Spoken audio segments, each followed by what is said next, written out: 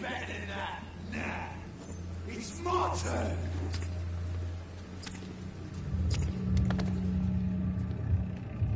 Rotten autocracy.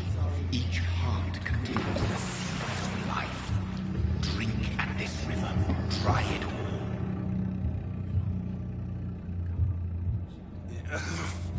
Oh, come on, you bastard. I won't bite. Sir, please. You've lost too much blood. Calm yourself. You think I didn't notice? Stop your staring and get me to an hospital, you arse!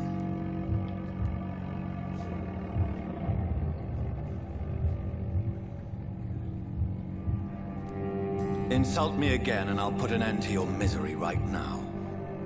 Alright, sorry. I am in pain here. My guts are spilling out onto the street and you're yabbering on. Yes. That's a very nasty wound you've got there.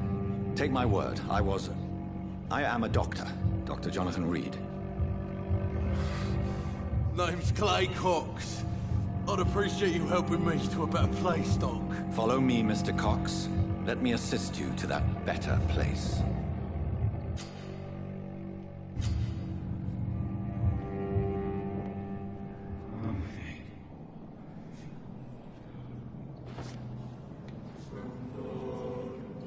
Bring this fading light into the shadows. Dance with him the dance of life and death.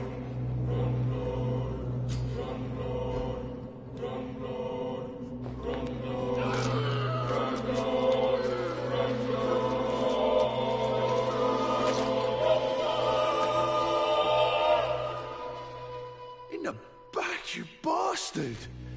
Didn't have the guts to fight me. Fuck you. I'll kill you. I'll kill you.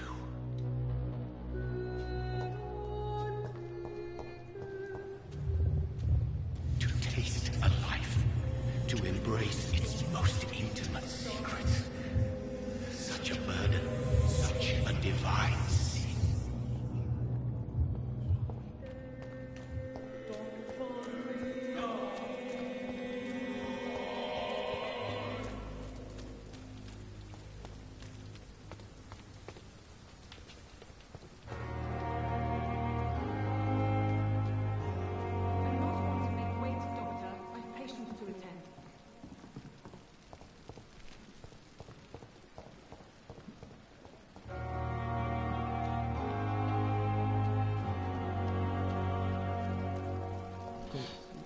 Doctor, where have you been?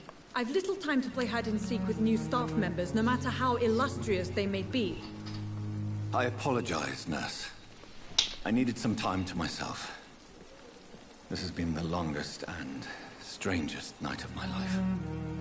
You delivered poor Mr. Hampton from a terrible fate. The means to that end should be of little concern, Doctor. Thank you, nurse. What can I do for you? Dr. Swansea insisted we provide you a quiet office. You'll find it on the second floor with your name on the door. Thank you. Nurse Crane, isn't it? Yes, Dorothy Crane. Welcome to Pembroke Hospital, Dr. Reed. Your office has been prepared. I would like to ask a few questions first. And Mr. Hampton, the patient we brought in, how does he fare? I gave him a sedative to help him sleep. Poor thing was in quite a state of shock. If you could point me in the direction of my room again, nurse. Second floor of the hospital, left after the stairs. It's the last vacant office at the end of the corridor. What kind of man is Dr. Swansea? Well, you accepted the job from him. I thought you would have known about your employer. Apologies, I've only just met him the once. This is sudden. I've only just returned to England. Dr. Swansea is a brilliant surgeon and the most compassionate physician. It's right to assume Dr. Swansea knows far more about me than I do about him. You'll get to know him soon enough, and better than me. The administrator has better things to do than mix with us.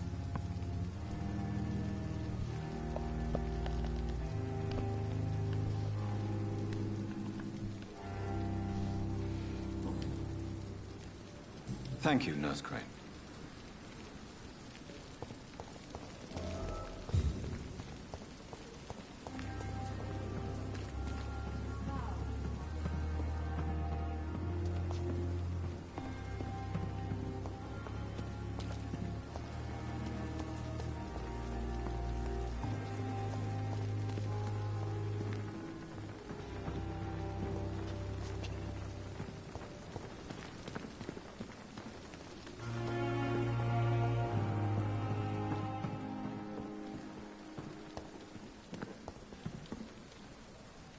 Good evening, sir.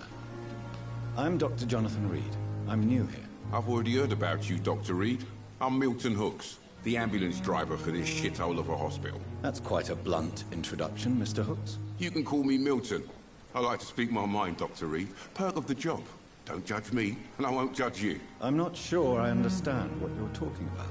Well, I'm no doctor, but I'm pretty sure a gun can't be used as a surgical instrument. You have a keen eye. I learned to shoot during the war, and have carried one ever since. Old habits die hard. No need to explain, Dr. Reed. And if you ever need a better gun, remember, I may have something for you. How is the situation around here? You want to hear the situation is all right? It's fucking awful. We lack everything, and it's getting worse every day. Are you really smuggling weapons through the hospital? And why not? I've already been attacked by patients, you know. And by gang members willing to steal my money. But you're not defending yourself. You're selling guns to civilians. You keep people alive your own way, Doctor. I offer them another way to protect their health. So what do you do exactly in this hospital? Apart from smuggling guns, I mean. I've been an ambulance driver since... too long, I guess. I bring sick people here night and day. It's a dirty job, but I get it done. Most of the time. Since you're on the front line, how is the sanitary situation in this vicinity? It's a complete disaster. It's even getting dangerous to enter some streets or buildings. Even the locals attack you. It sounds like things have been a bit rough recently. What's happened? Yesterday I got attacked by the patient I was bringing here. I escaped through the hospital's garden, but I lost my wallet when I was running. You left an infected patient outside the hospital? That's incredibly dangerous. Go there yourself if you want, but be careful, Doctor. I'd rather not bring your dead body back.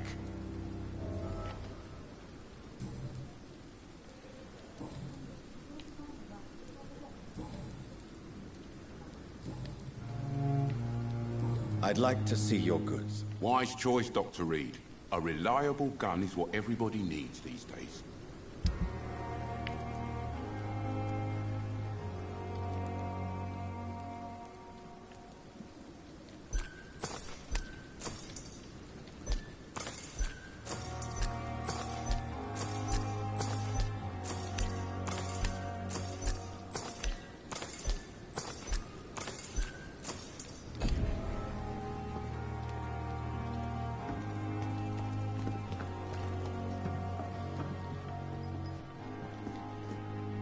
Good evening, sir. So it is true. The famous Dr. Reed has joined us. I can't think of any better news during these terrible times. Do we know each other? Actually, yes. We met once before, at the Rockefeller University in New York. Dr. Tippett, yes, I remember. I was assisting Professor Carell in his research about coronary bypasses. He had nothing but praise for you. He was also very confident about your future. And look at you now. Eminent surgeon and blood transfusion specialist.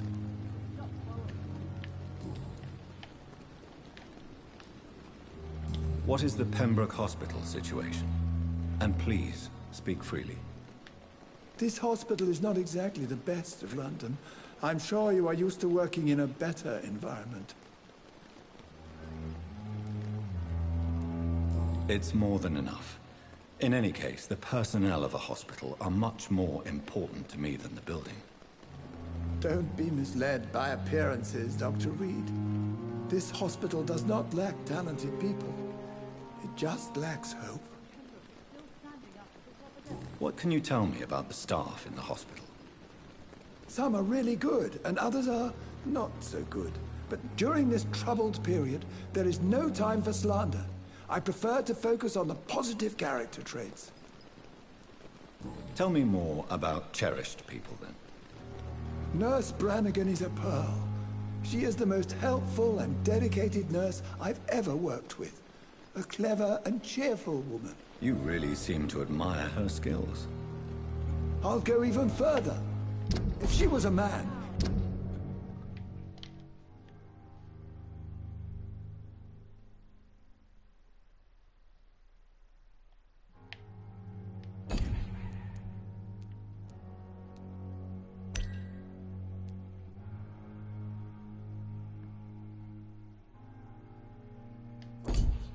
she would be a damn fine practitioner. Any opinion about the management?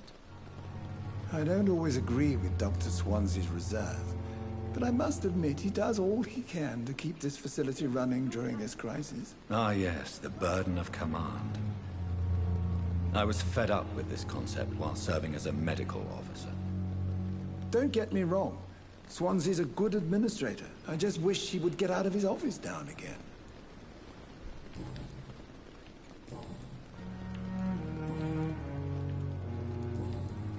Goodbye, Dr. Tippett. Good evening, nurse. I'm Dr. Jonathan Reed, the new surgeon here at the Pembroke. Dr. Swansea has already told us about you, sir. I'm Nurse Gwyneth Brannigan. Welcome to the Pembroke Hospital. Did he really? It's a good thing I wasn't hoping to keep a low profile. All members of staff have already read about your new blood transfusion technique. Dr. Swansea made sure of that. I see. Well, I'm a little surprised, but I suppose I'll just have to deal with this unexpected notoriety. You must know, blood transfusions are Dr. Swansea's primary subject of research. He is convinced it is the future.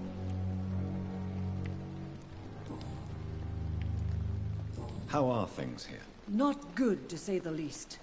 We're struggling against an invisible enemy, more lethal than any bullet from a gun. It's hard, Doctor. An invisible enemy? Quite a poetic term for a disease, especially from a nurse. Sorry, Doctor. These last few weeks have been exhausting. We could all do with a good night's sleep. Do you think this hospital can survive the epidemic? We are all volunteers here, and we're trying to hold fast, but how do we beat an invisible killer? Some nurses have already resigned.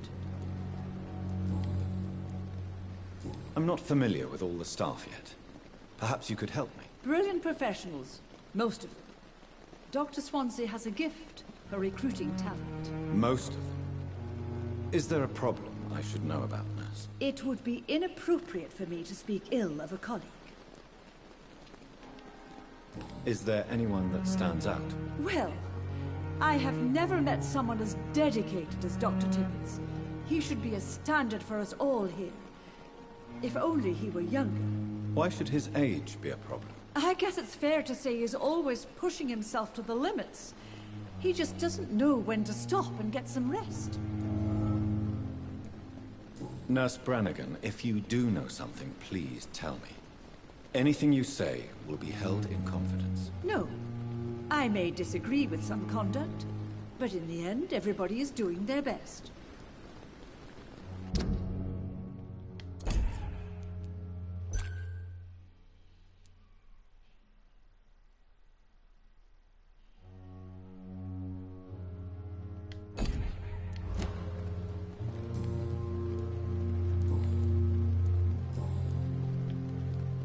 Why does Dr. Tippett claim you're the main reason he keeps working, despite his fatigue? If it wasn't for him, I probably would have left the Pembroke years ago.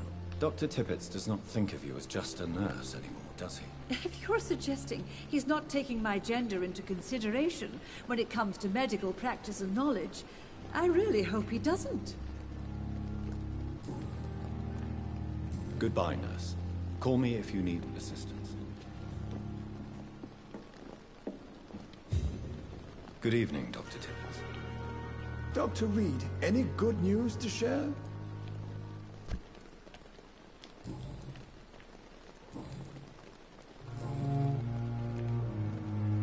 You're exhausting yourself, Corcoran. Maybe you should think about preserving your strength. No.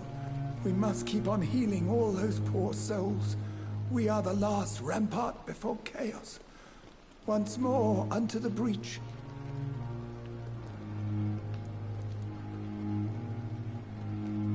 You've nothing to prove, Dr. Tippett, to anybody. And we all praise your experience. Please, have some rest. I am perfectly fine, and I am not too old for this job. You're exhausting yourself, Corcoran. Maybe you should... No. You've nothing... I am Goodbye, Dr. Tippett.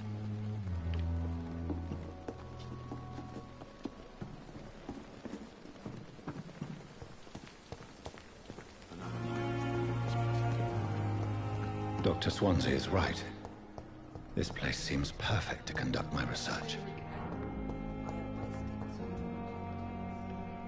Good evening, sir. I'm Dr. Reed. I believe we're going to be colleagues. Reed? Yes, I've been informed about your arrival. I'm Waverly Ackroyd. Welcome aboard, I suppose. Does my arrival inconvenience you in some way, Dr. Ackroyd? Let us just say that I don't particularly share Dr. Swansea's enthusiasm for hiring you. What we need here are reliable professionals, not overrated dabblers. If you have a problem with me, Dr. Ackroyd, please feel free to tell me. Dr. Swansea has imposed your presence on this hospital without asking anyone's advice. The benefit of his position. But I don't agree with it. I know we've never met before, but I believe this hospital could use all the help it can get. You will agree with that, I'm sure. Oh, but I have heard about you, Dr. Reed. Of course, you can't say the same about me, since I have not wasted my time courting the press. There is no need for such animosity between us. Don't you think the epidemic is already enough to deal with? That is one point we could agree on. And that is precisely why I want to be sure that you will be of help to this hospital, instead of a burden. Since your tenure in this hospital is longer than mine, perhaps you can tell me more about this place. Let's just say I'm tired of the carelessness around me. I have always respected the skills of Dr. Swansea, but over time his enthusiasm has become displaced. Carelessness?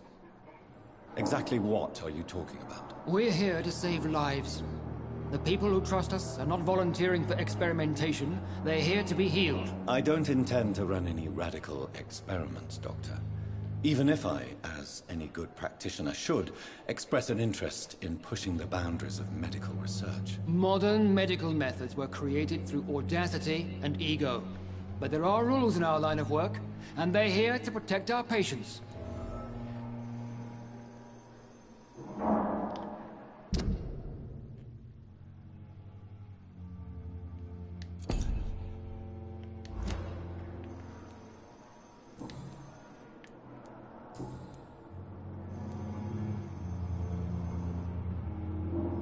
I don't know what you've heard about me, but I have already proved my value as a practitioner. I don't question your skills, Dr. Reed, but your motive.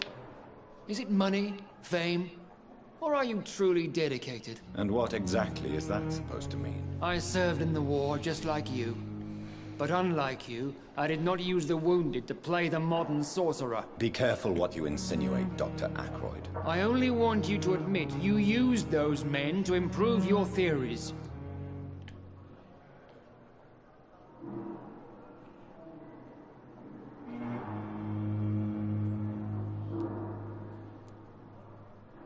This is ridiculous. My blood transfusion technique saved many lives, and you know it. You see? That is exactly what I hate about people like you. You avoid this kind of accusation instead of facing reality.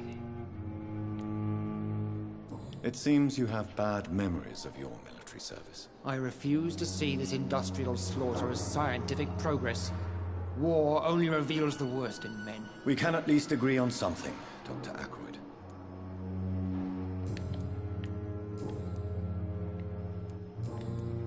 Thank you for your time. We'll talk later.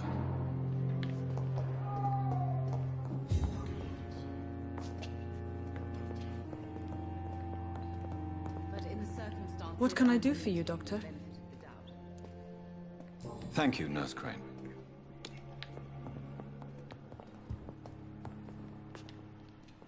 Good evening, madam. Can I help you? It's my son who needs you, sir. I'm Dr. Jonathan Reed. How can I help your son? I'm Beatrice Goswick, mother of Mortimer Goswick. Could you check on him, please, Dr. Reed? I've heard much of your talents as a physician.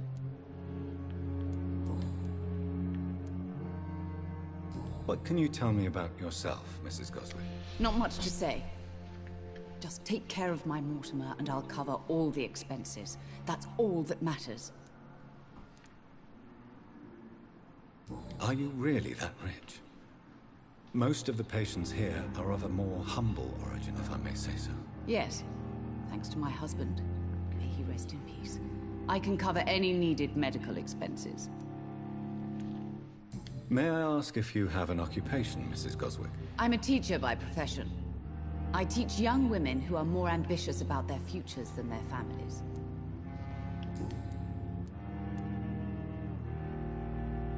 What do you think of your reception here? Any complaints? I have had the uttermost reservations about this hospital since we arrived. But we had no other choice, considering the state of emergency. Is there something in particular that's bothering you? Some of the staff were not especially welcoming. I suspect they're not accustomed to dealing with patients of such social standing.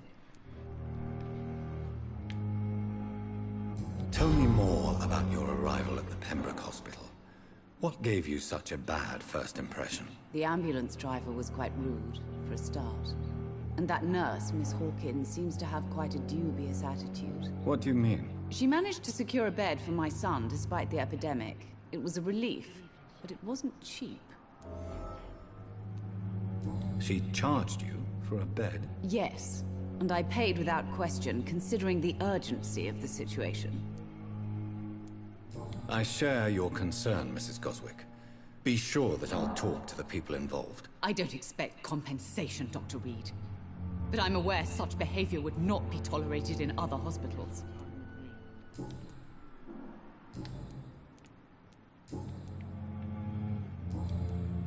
Goodbye, Mrs. Goswick. Good evening. I'm Dr. Reed. Can I help at all? No. Really?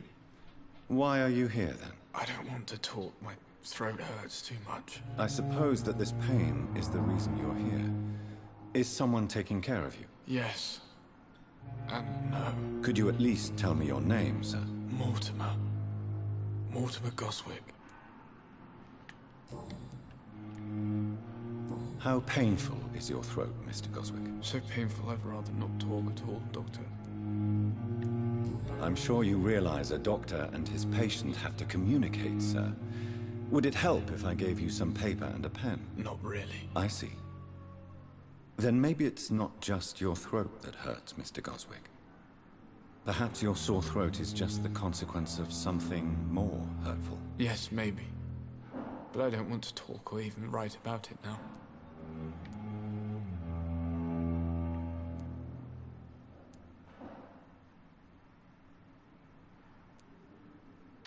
Why did your mother have you hospitalized here? She seems convinced this is a bad hospital. My mother just wants the best for me. She won't rest while I'm here. She'd go all the way to hell and back to help me.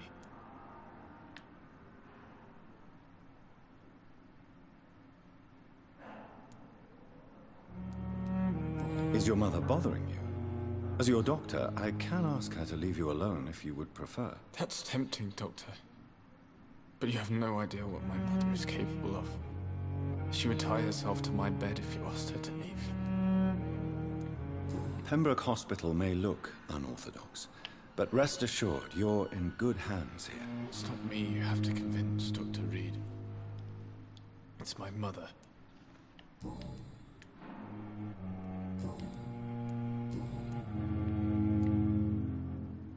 Tell me about yourself, Mr. Goswick. I don't want to talk, Doctor. I have to go now, sir. But don't hesitate to contact me if you need any help. I'm all right. Don't waste your time with me.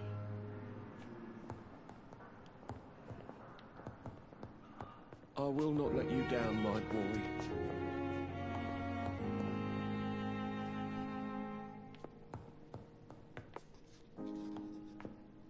Good evening, Doctor. I believe we're going to be working together. Dr. Reed. Dr. Swansea informed us of your arrival, but I could not dare to believe we'd have such good fortune. Such an honor, sir. Thank you. And you are? I am Thoreau Strickland, Dr. Thoreau Strickland. I'm a great admirer of your work, Dr. Reed.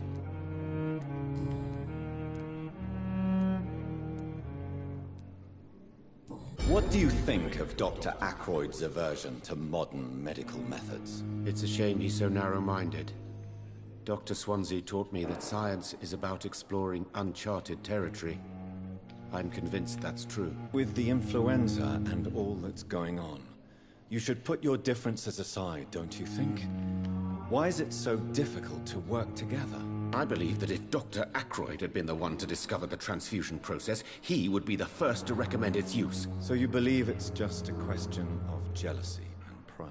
Dr. Ackroyd is as proud as he is blinded by his obsolete concept of medical science. Please, could you tell me something about yourself? I'm a great admirer of your work concerning blood transfusion, Dr. Reed. I run my own experiments. I'm convinced it's the future.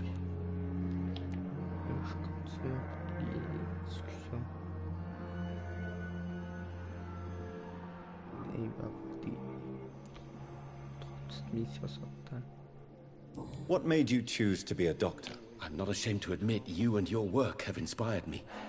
I am honored to have the opportunity to work by your side.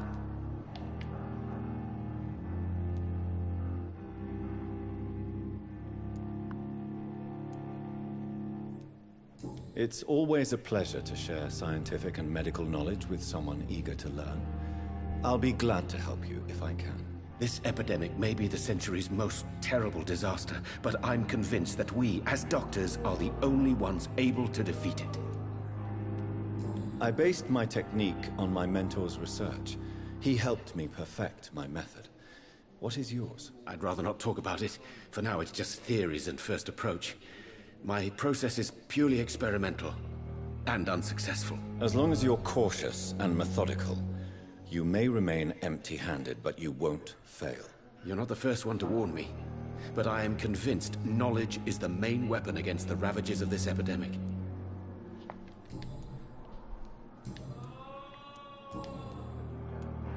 Tell me more about your willingness to experiment with new medical techniques. Harvey Fiddick is a patient suffering from a severe injury that could cripple him if not treated correctly. I'm convinced your blood transfusion technique could help him. What is it you really want?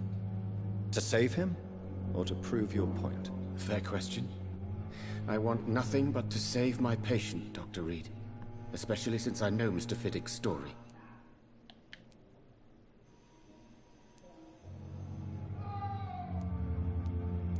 This personal involvement could also appear to be a lack of impartiality. You must know that a good surgeon must remain neutral. I agree. But that does not excuse Dr. Ackroyd's behavior. A man who did not even take time to converse with his patient. Do you think keeping his distance was a mistake? All I know is that I'm taking care of human beings with desires, hopes, and fears. Not some biological machine comprised of blood, bones, and flesh. Tell me Mr. Fiddick's story. Our first diagnosis was compromised because Mr. Fiddick lied to us about the real origin of his injury. He first claimed it was an accident. But why would he hide such crucial information from us? Because he is a proud father, ashamed of putting his children at risk because of his own negligence.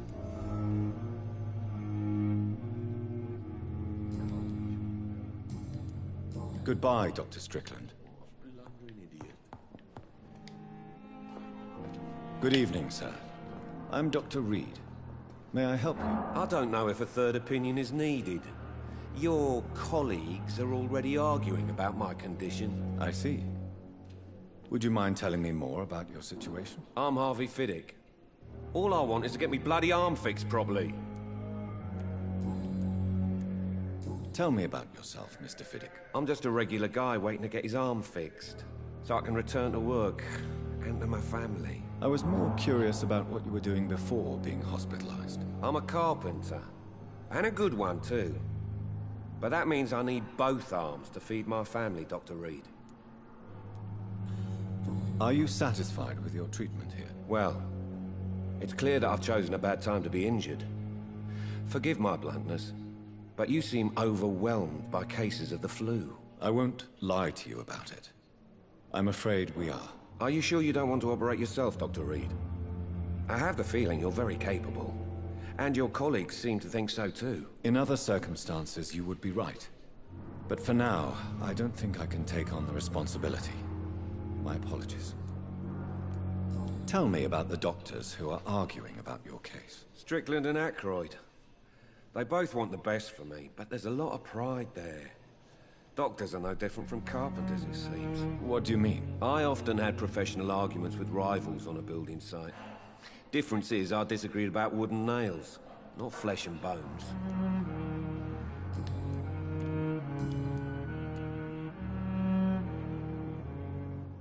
Tell me about your injury, Harvey. Why do you feel so guilty about it? My wife died because of me. And now I may lose everything because I've been careless enough to hurt myself. What an arsehole.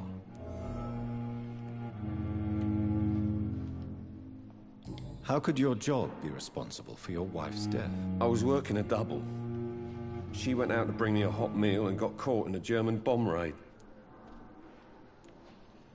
You can't hold yourself responsible for your injury, Mr. Fiddick. Unless you tried to hurt yourself. Of course I didn't hurt myself. But I can't work until my arm is fixed. My children need to eat, Doctor. Tell me more about the death of your wife, Harvey. 1915. I was in the army. Building workshops for the Royal Flying Corps. Helen was happy I wasn't sent to the front. What happened? The Germans sent Zeppelins to bomb the construction site, but they missed their target. My wife was bringing my dinner when the bombs fell.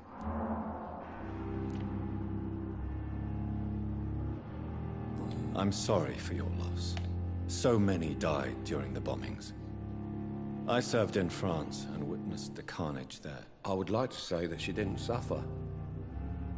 Truth is, I have no idea. I just know that I'm all that me kids have. Poor little bleeders. How are your children after losing their mother? They were smaller then. The only good thing about this is my Helen didn't bring them with her that night. Goodbye for now, Mr. Fiddick. I'll see you later. I'll let you down, my boy. Good evening, sir. Doctor.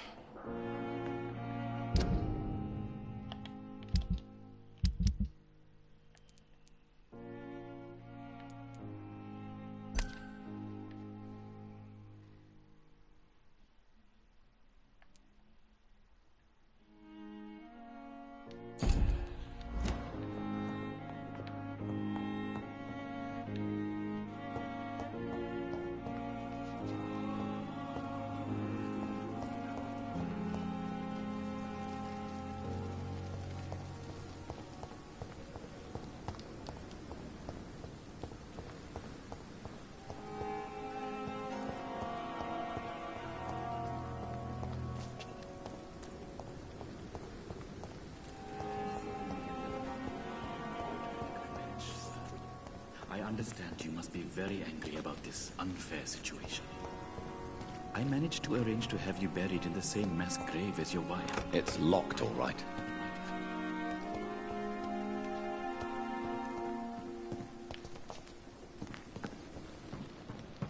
It's locked, all right.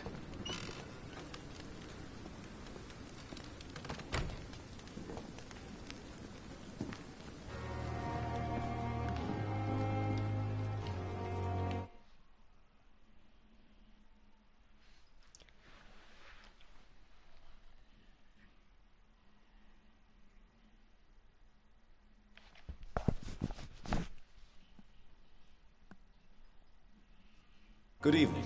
I'm Dr. Reed. Always a pleasure to meet a colleague, sir. Especially when he was supposedly dead. A colleague? Are you a doctor too? Not anymore, sir. I used to be Dr. Rakesh Chadana.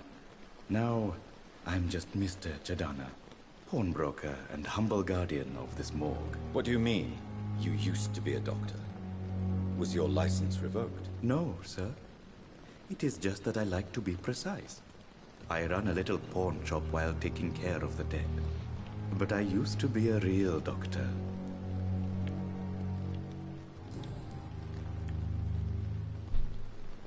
Are you afraid or uneasy being surrounded by so many corpses? Why should I? These bodies are empty vessels. Flesh left to decay. Poof. No soul anymore. All gone. An interesting point of view. And quite an exotic one, too. Most people fear, or at least have a respect, for dead flesh. Sir, as a medic during the war, I learned to face my death and the death of others. It's the pain we have to tame, not death itself. How did you get this job? After I left the army, I worked as an undertaker down by the docks. A dangerous place with many an unpleasant business there. Milton Hooks helped me get a job here. Do you work here alone? Yes, very easy work, sir. All I have to do is watch a few bodies. The situation was very different when the main morgue was still open. Why do you have to watch these bodies? Because these poor fellows have no names. We keep them in case someone comes looking for the missing. Sadly, very rarely happens. Why close the hospital's main morgue? It was for sanitary reasons after the beginning of the epidemic. Cadavers had to be moved to the nearest mass grave.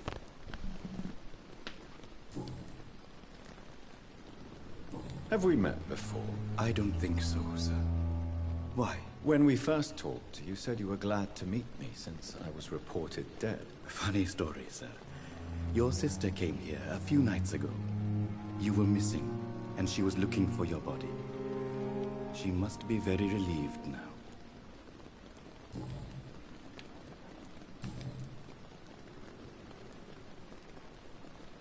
A pawnbroker? I expect to get all types of people here. Yes, sir. All kind of people. For I sell all kind of goods. Who comes here to trade with you? It's very unhygienic, even unsafe. Diseases can spread. For the customers, for the hospital. I'm very cautious, sir. I've been a doctor, remember? And all my clients are good people. In fact, I think I only know good people. What kind of goods? With the quarantine, it's not always easy to buy things. So I trade, I exchange. Some people sell, some others buy. I like to help.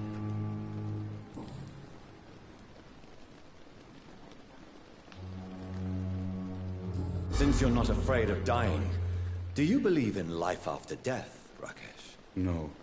I believe we must do all the good we can while alive. For our time is short, and the obstacles are endless. Do you think you would enjoy immortality as a concept? I don't think so. Don't mistake me. I love life, and I'd like to live a long life. But everything has to decay, sir. Even goodwill.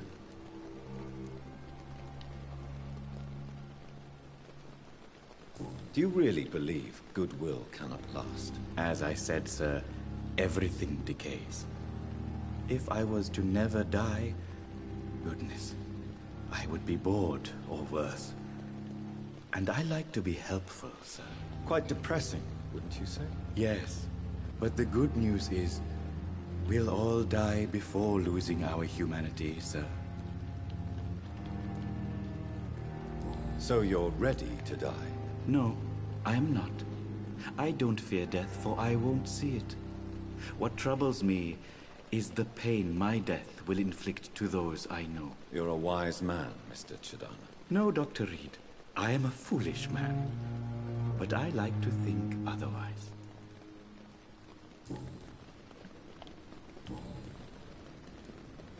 Goodbye, Mr. Chidana.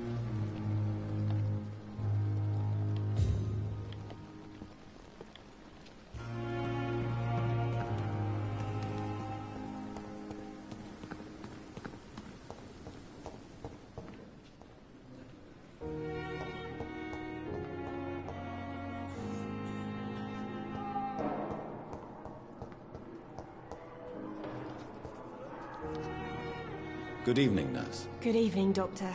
I don't think we've been introduced yet. My name is Pippa Hawkins. And I'm Dr. Jonathan Reed. Dr. Swansea has recently offered me a position in this hospital. Well, it's a euphemism that your help will be appreciated, Doctor. How would you describe the situation at the Pembroke Hospital? It's serious. The flu is wreaking havoc amongst the staff and patients. We are running out of everything. You must get a hold of yourself, nurse. Sorry, I'm exhausted. No one has any idea when this epidemic will be over. Nurse Hawkins, the Spanish flu won't last forever. Even the Black Plague didn't kill everyone. I wish I could believe you. But what if this epidemic was worse? What if in the end, nobody was spared? Do you need medical help yourself, nurse? I'm fine, really. I just need to sleep.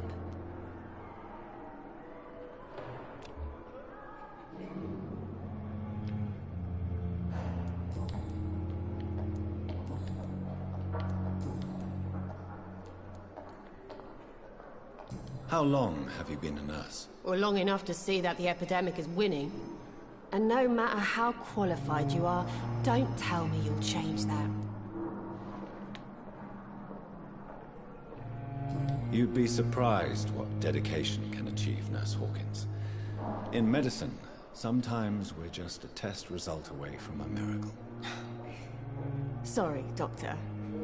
I don't want to sound bitter, but I'm just too tired to give a pep talk like Nurse Brannigan. How is the Pembroke staff coping with the epidemic? Well, not well. Milton, the ambulance driver, is even more grumpy than usual. Especially concerning doctors. Why is Milton grumpy on a daily basis? Is it just an act? Milton's not the kind of man who's bothered about a bad reputation, whether he deserved it or not. Why does Milton dislike doctors? I don't know. Just ask him. But be warned, Milton is not the chatty type.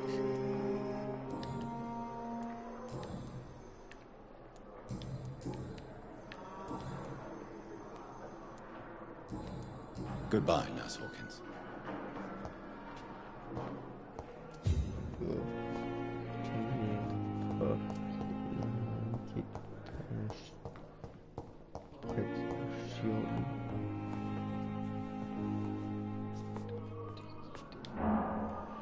I'm quite busy right now, Dr. Reed. Thank you for your time.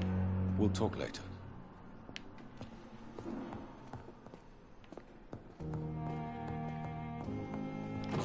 You always knew the words to calm the children, Helen.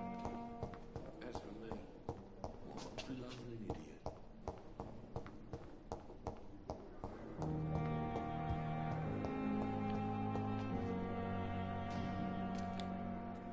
Good evening, Nurse Hawkins. Good evening, Dr. Reed. Goodbye, Nurse Hawkins.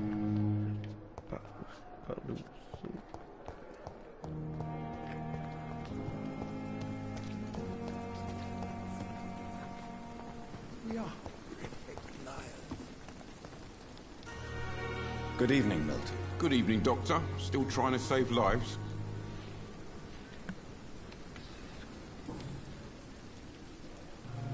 Why do you have such a mediocre reputation among your colleagues, Milton? Fuck them. Nobody knows the horrors I've seen since working here. This city was sick long before the epidemic, Dr. Reed. I know it's a difficult task, but correct me if I'm wrong.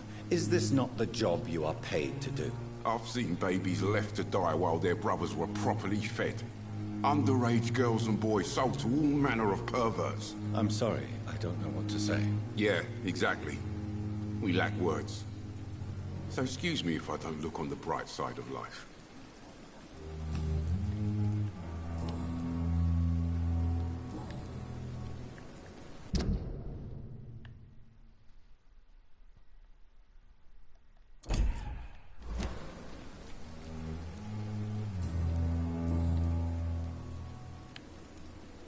Goodbye, Milton.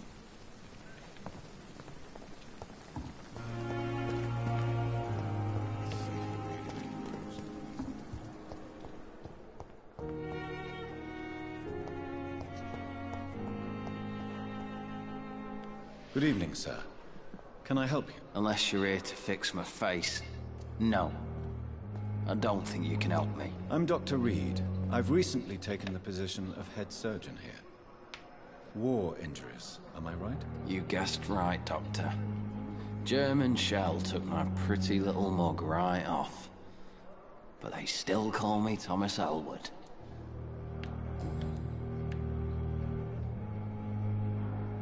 How is your stay with us, Mr. Elwood? Oh, it's bliss.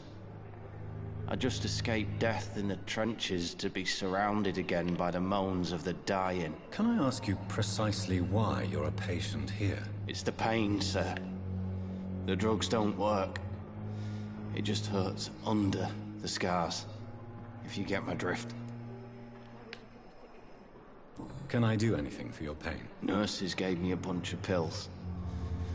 No effect. Told you. It's like the flames are under my skin, burning away. Who is treating you? Is someone in particular looking after your case? Nobody since the old and tired doctor spoke to me. Started to think I was forgotten about. Wouldn't blame you. You don't seem worried by that. My face hurts so much more when I smile or cry.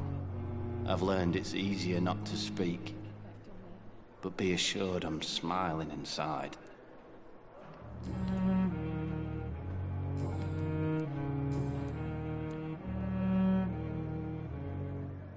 Where were you stationed, sir? Did you serve for long? I really don't want to talk about all this shit. No offense. I was pushing too much. I served in France myself. I just wanted to know what happened to you. You were an officer, weren't you? Then I doubt we fought the same war, sir. No offense. Goodbye for now, Mr. Elwood. I wish I could be sick again. Good evening, Mr. Hampton. How do you feel? Dr. Reed, is it? Oh, sir, I must apologize for my behavior. What do you mean? I was not myself in the factory. Fear and exhaustion made me say awful things to you, I'm afraid. You remained perfectly nice and polite. A little delirious, perhaps. But who wouldn't be after enduring an abduction? Thank you, Doctor. That's a relief. Now all I need to do is rest and return to my flock.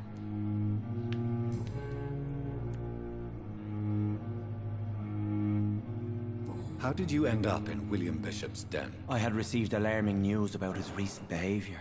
I went to his place and he refused to let me go. Why did he abduct you? William was an alcoholic. His addiction suddenly changed to blood. I don't know why. Just like a patient I met here. This Miss Hawcroft. You dared to enter this awful place alone. You're a hero, Mr. Hampton. Or a fool. I'm just a man trying to help his friends, Dr. Reed. William Bishop was a conflicted soul, searching for light.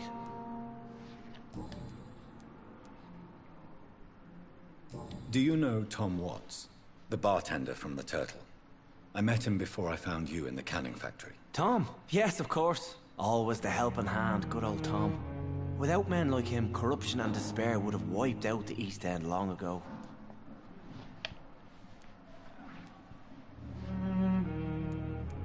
People are still in despair. How could it be otherwise? The authorities have left us all to rot in this contagious nightmare.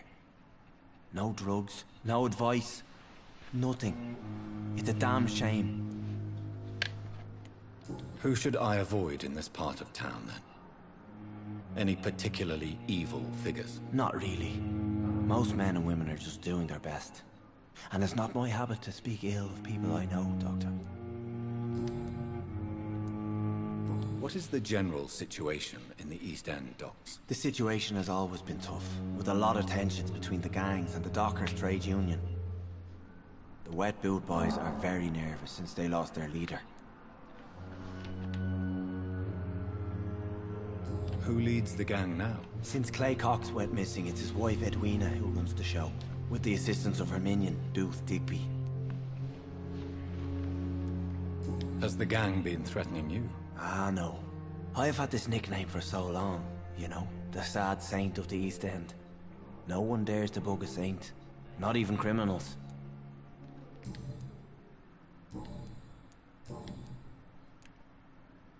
What do you do for a living, Mr. Hampton? I can't help but notice the cross around your neck. I manage a night asylum for the poor and homeless of the docks, and I try to guide the lost and hesitant on the right path to our Lord.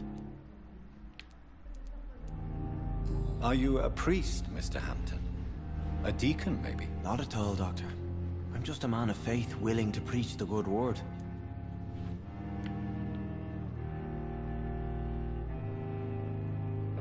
Why didn't you use your cross against William Bishop? To repel him somehow? That's a very strange question, Doctor. A cross is no magical token, if that's what you were trying to say. Not mine, anyway. How do you feel, Mr. Hampton? Medically speaking, I mean. I feel exhausted. Beyond exhaustion, actually. William drank so much of my blood in his madness. I feel empty. You're in good hands here. Dr. Swansea is well versed in blood transfusion, and I'm sure he'll take the best care of you. Thank you, sir. I believe all I need is rest. And then I can go back to the people who need me. Have you made friends since you arrived? Not really, but I recognize Miss Harriet Jones. I knew her when she lived by the docks. That poor woman had such a miserable life. You never came to see her here at Pembroke? Receiving visits when sick can be an important part of the healing process, you know. We're not just bodies. You're preaching to the converted now, Doctor.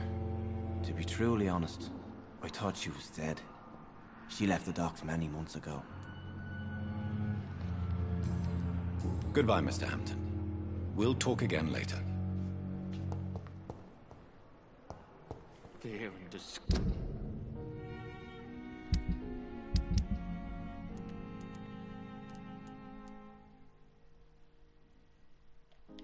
On every street corner. Good evening, miss. I'm Dr. Reed, the new surgeon at the Pembroke Hospital. And who are you? Your name has no meaning to me, mortal. You're nothing but dust blown by the winds of eternity. I beg your pardon? What are you begging for, mortal? My clemency? Well, tonight maybe I'm inclined to mercy. You'll never forget the night you met Thelma Howcroft. You keep calling me mortal. Why is that? And if I'm mortal, what are you? Well, Dr. Reed, if you must know, I'm a vampire. Do you require my services, Miss Howcroft? I have no need for your medicine, Dr. Reed. Blood is the only drug I need. And why do you believe you're a vampire? I don't need to believe anything. It is what I am. It is what I feel within this hollow shell of flesh. Please, describe to me how you feel. What is it like to be a vampire? I can hear my body crumble from the inside as my flesh cracks and fades. I sense the last pulse of postulant blood within my drying veins. I need new blood. I see. Have you ever heard of Cotard's syndrome, Miss Howcroft? Never. It's a mental illness discovered by a French neurologist named Jules Cotard. The affected patients are delusional. They believe that they are putrefying, that they are dead, a ghost or a ghoul, or in your case, a vampire. Delusional, you say? Oh, sad and petty mortal.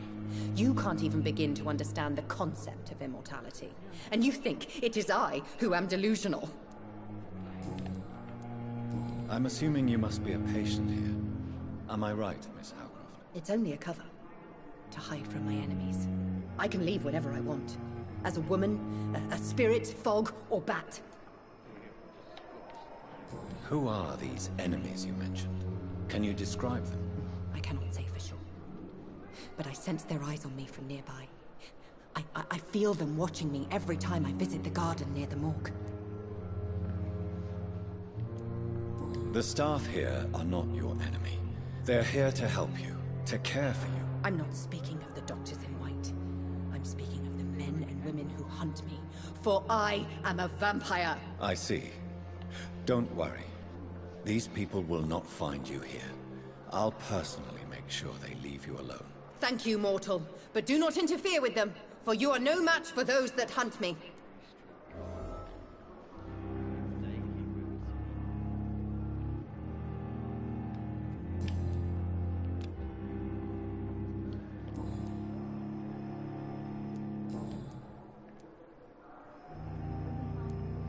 Who are you really, Miss Howcroft?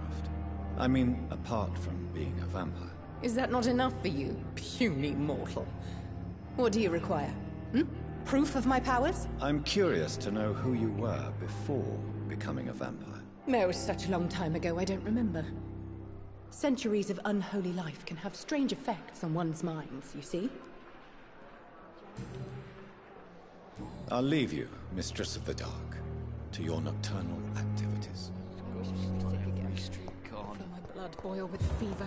Daily routine.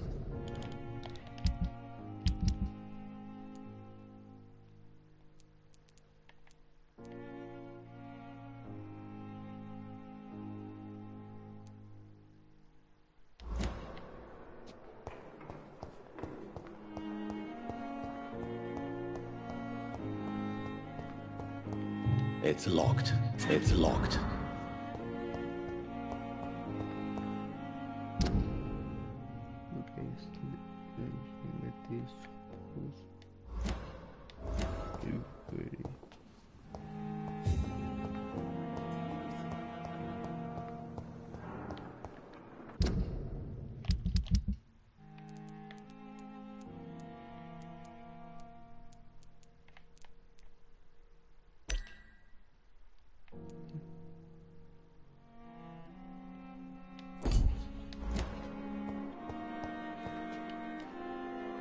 Good evening, Nurse Hawkins. Good evening, Dr. Reed. Pepper, are you sure you want to leave this hospital? To become a nurse was a little girl's dream. But in the end, I don't feel that useful. I want more. I want to make things change.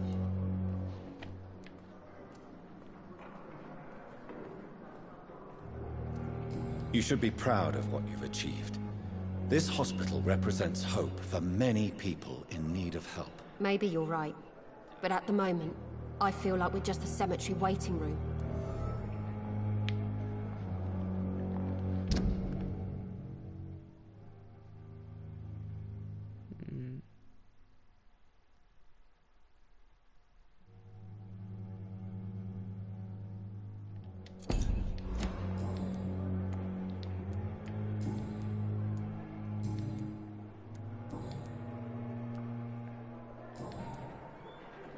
Goodbye, Nurse Hawkins.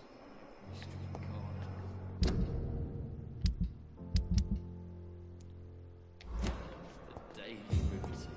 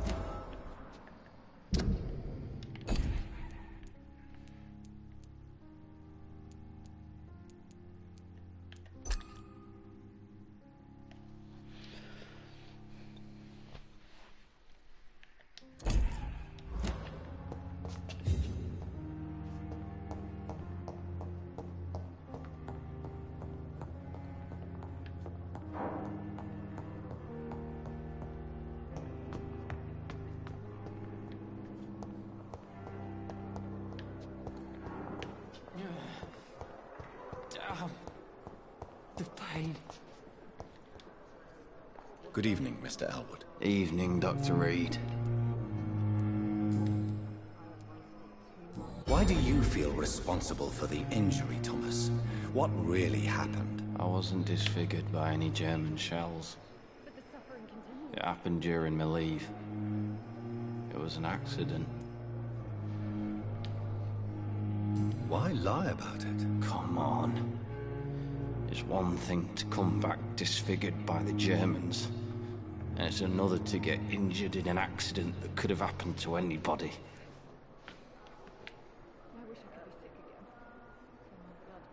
Reconstructive surgery has been very successful for some soldiers. I don't want to wear a bloody mask for the rest of my life. I'd rather stay here and just be forgotten.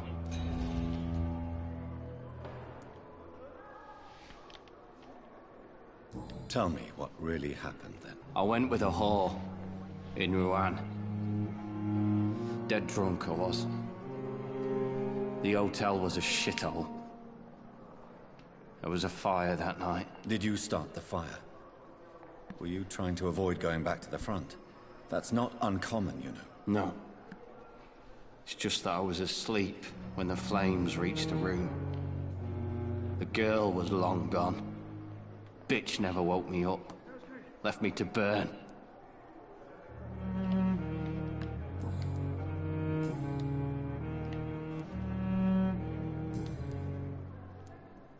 How close are you to Miss Hallcroft?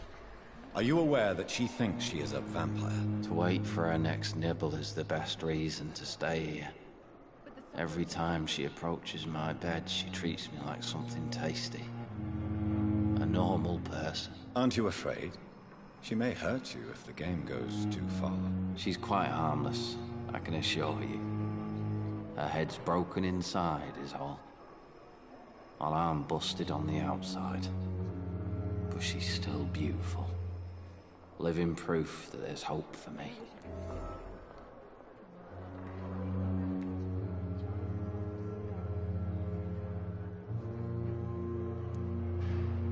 You do realize she's mentally disturbed.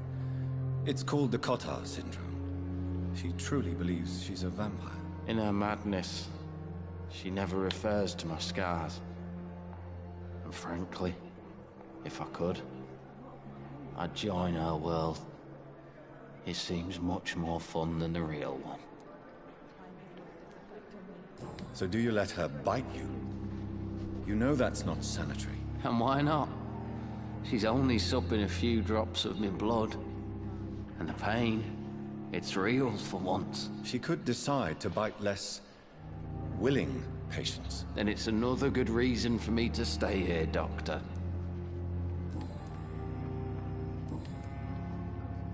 Goodbye for now, Mr. Elwood. Disgust on every street corner. The daily routine.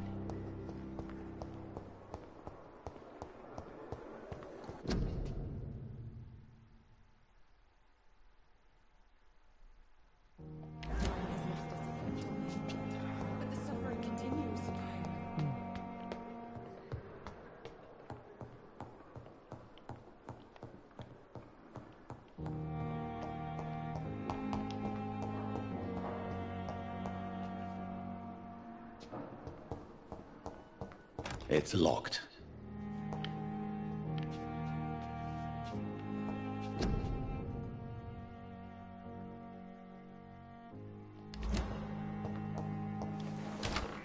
This must be the place. It's definitely away from prying eyes. Relegated to the shadows. A kingdom of my own. At least I won't be sleeping in a coffin.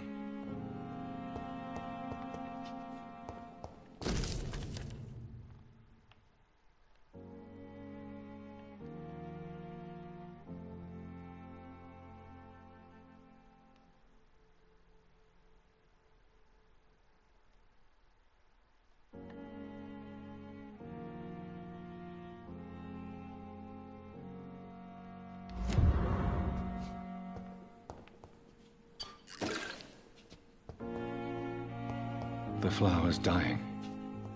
It needs water.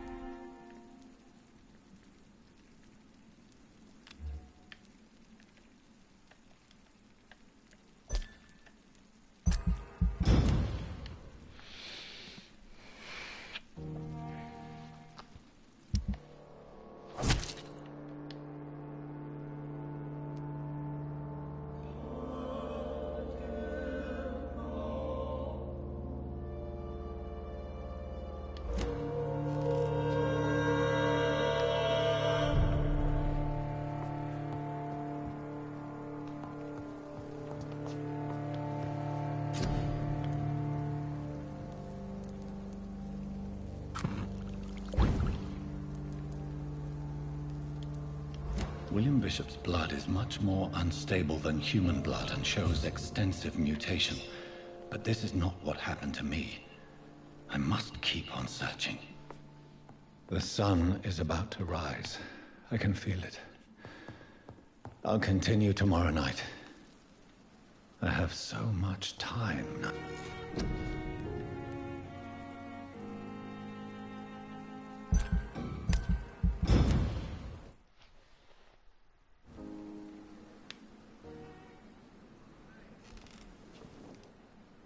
If I'm to stay here until my research is complete, I'd better learn to hide my true nature from the mortals. But what about my thirst for blood?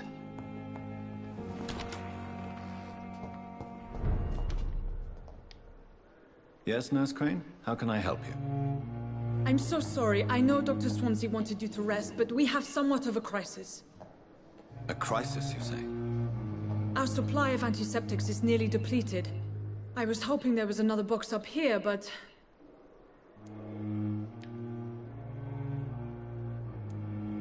Sorry. There's nothing here. Some of the patients won't last the night without them. Honestly, sir, I'm beside myself. I may have a solution. In France, during the war, drugs shortage was a daily problem, and we had to use our wits to overcome the shortages. However do you mean? If combined correctly, certain household chemical products can be used in a pinch instead. Now, where's the hospital storeroom? The storeroom? Fat chance. This is the Pembroke, and space is luxury we don't have.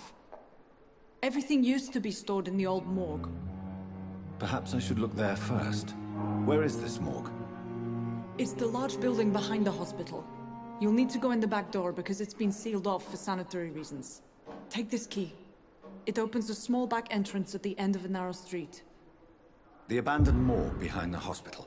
A small door at the end of a narrow street. On my way then. Thank you, nurse.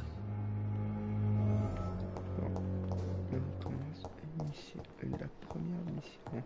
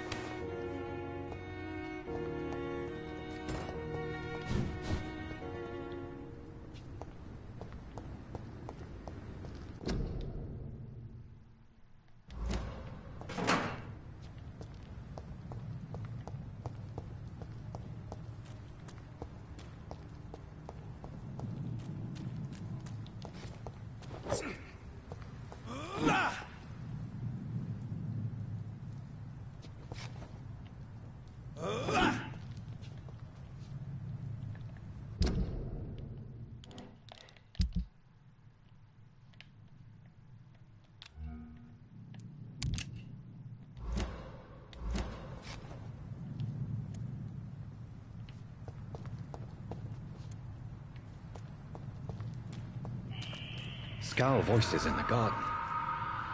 I should investigate. If they were to find somebody...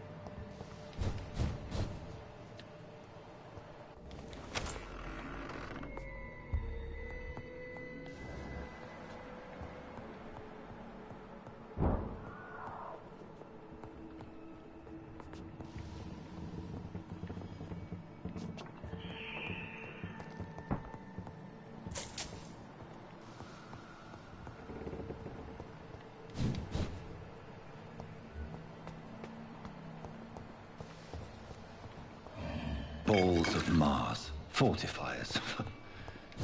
As popular as they are ineffective. But they do contain iron tartrate, and that will prove itself useful.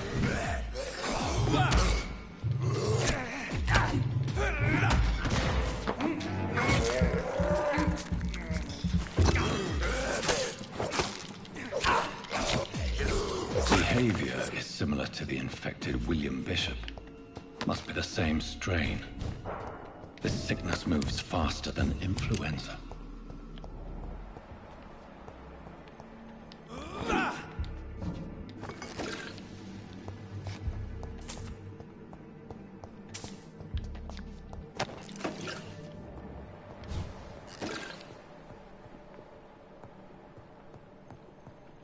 This key will surely grant me access to the basement.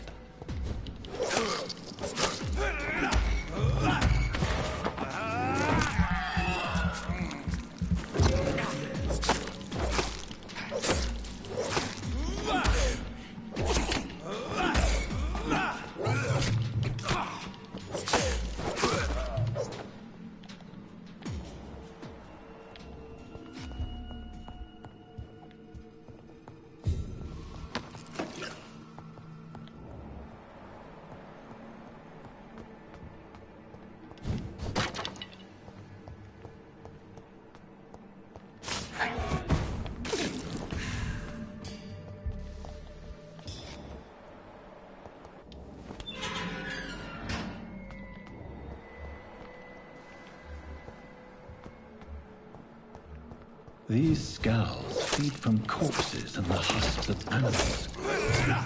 They're not out of blood.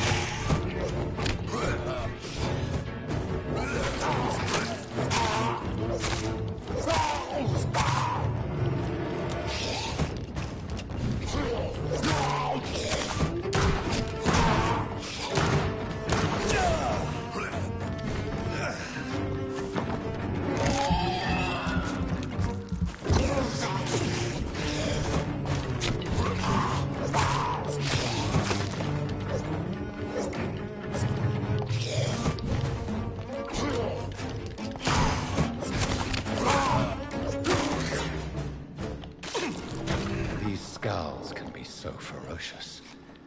I'm not sure I can defeat them without becoming stronger. To drink blood is so tempting.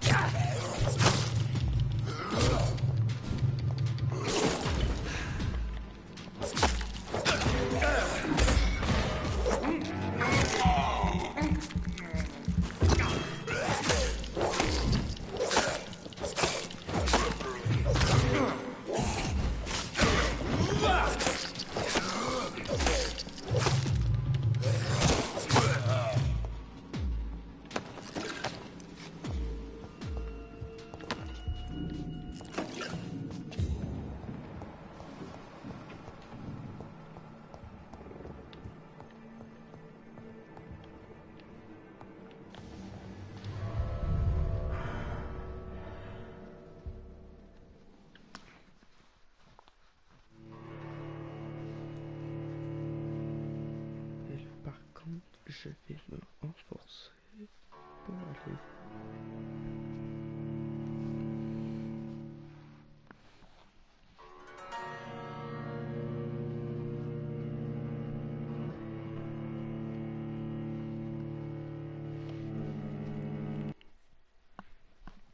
Parce que là, on va faire la petite différence portefeuille.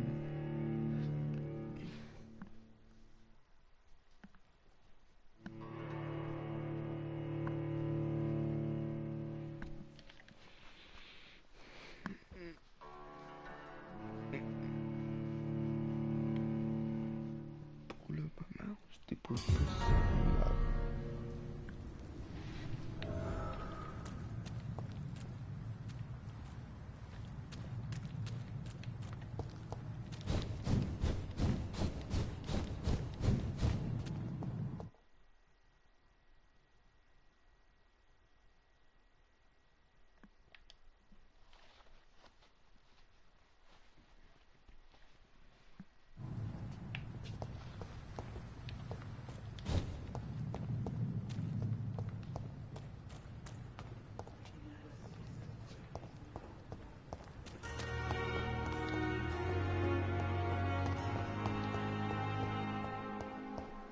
It's locked, all right.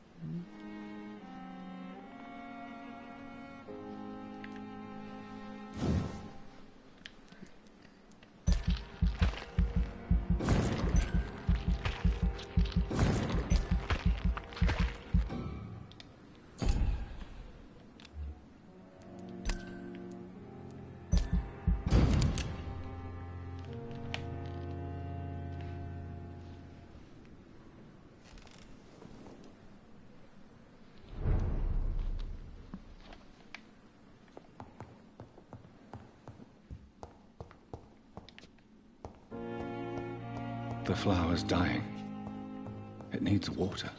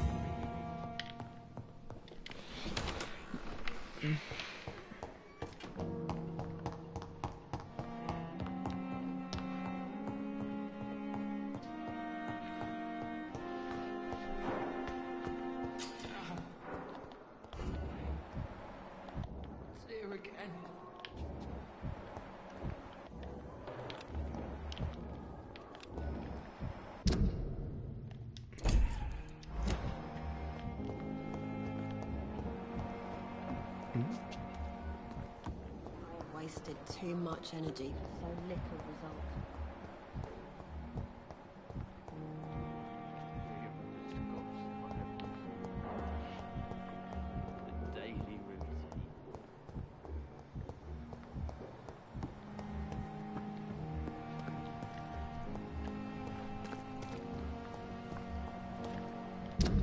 Sophie.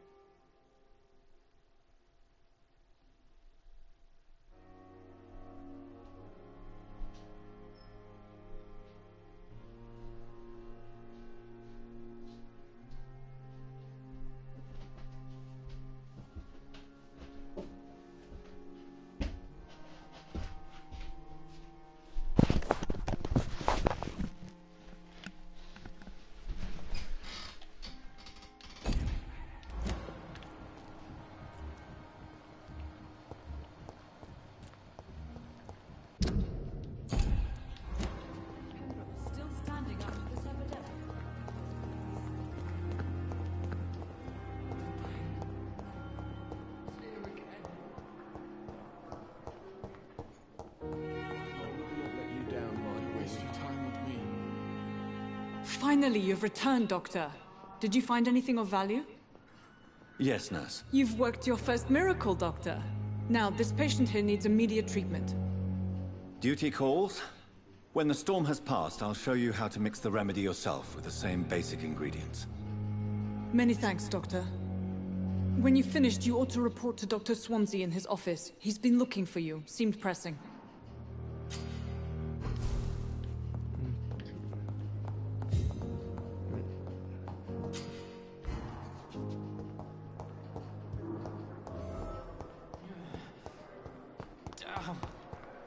The pain. It's here again.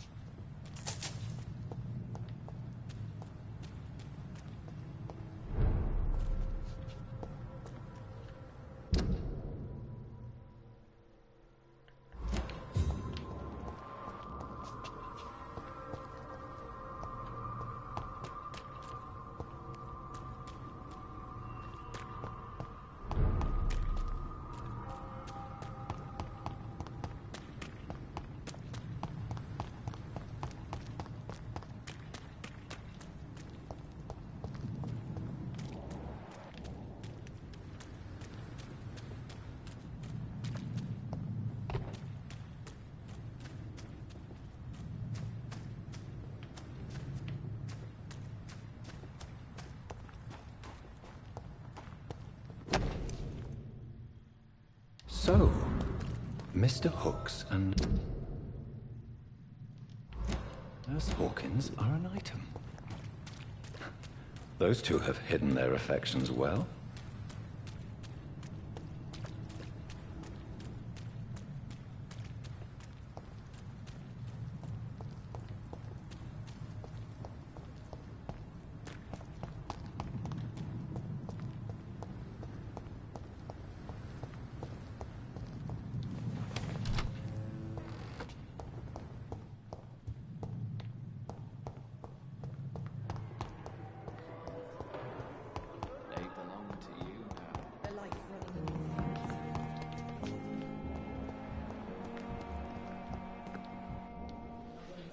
Good evening, Milton. Good evening, Doctor. Still trying to save lives?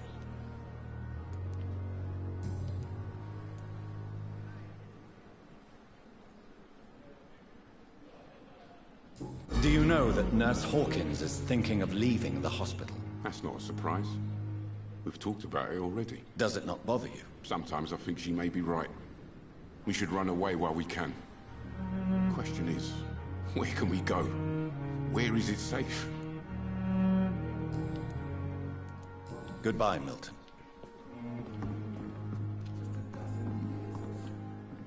It's safer here than anywhere else in the East End.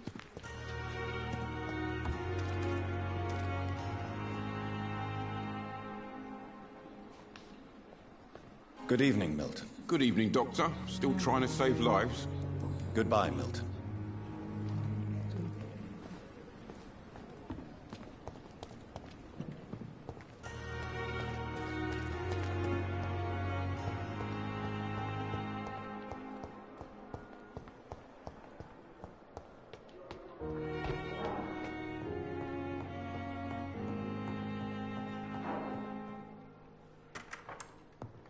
Please, Jonathan, come in. Fascinating, is it not? In the last decade, so many mysteries have been brought to light with our microscopes. The human body, biology's penultimate frontier. The more we explore its boundaries, the less we're able to trace a clear line between life and death. You, my friend, have a foot in both countries. The view must be vertiginous. It's at least as vertiginous as chatting about vampires with you, I would say. This must be all so new to you. This area of town, the hospital, a brand new life. How stimulating it must be. I wish I could share your enthusiasm, Dr. Swansea. But my condition defies scientific categorization. Undead? Unalive? Immortality defies logic. I cannot express my thrill at this serendipitous turn of events. The world's most eminent specialist in blood transfusions, a vampire. One might say a gift from heaven.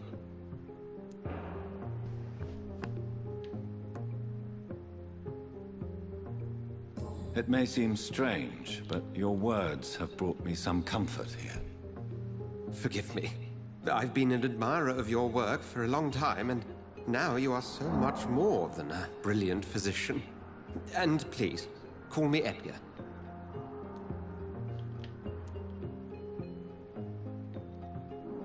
There is no need to apologize, Edgar. You offered me sanctuary when I had none. Very well. I have a task for you, Jonathan. Something that will require all your newfound skills. Please. Go on. The Pembroke only survives through the generosity of our benefactors. Unfortunately, our main donor has found herself in a bit of a bind. Now, if you could help her out... A spokesman or politician is what you need. That's not my calling. And until I come to understand what has happened to me, I require discretion. Discretion is in order, Jonathan. Lady Ashbury has recently received rather indelicate correspondence that, if revealed, would jeopardize her position. And you would like me to eradicate this threat? By the stole, of course not.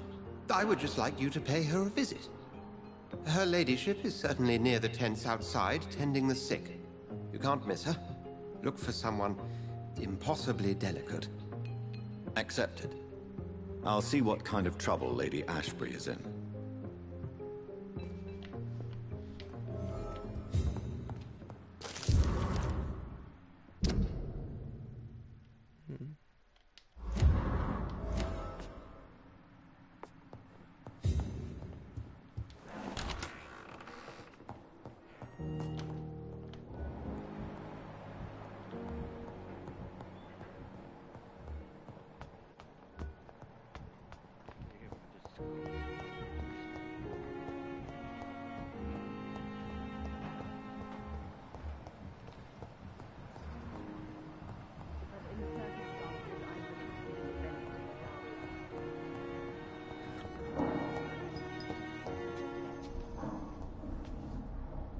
Good evening, Dr. Strickland. And good evening to you, Dr. Reed.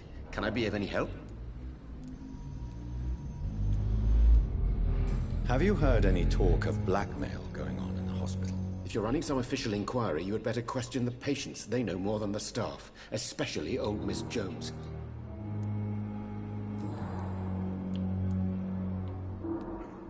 What can you tell me about the Pembroke? Well, it has always been an honor to work with Dr. Swansea. But with your arrival, I can't think of a better opportunity to learn about blood transfusion. Do you need help with anything in particular? Well, yes, maybe. I'm waiting for a batch of products I ordered for my personal research, yet my supplier seems to have vanished. Do you want me to play the errand boy for you? Oh no, Dr. Reed. But if you went personally to his shop, what with your reputation and all, he wouldn't dare to refuse the products I need. I see. Well, give me the address, for I may pass by if I have time. You seem quite optimistic. It's a rare and precious attitude in these difficult times. I'm convinced that this epidemic is a test of endurance and dedication for us men of science. Questions remain about our capacity to resolve the situation. True, true. Last summer, during the first wave of the epidemic, I used to joke with Milton about the extra work. We're not smiling now.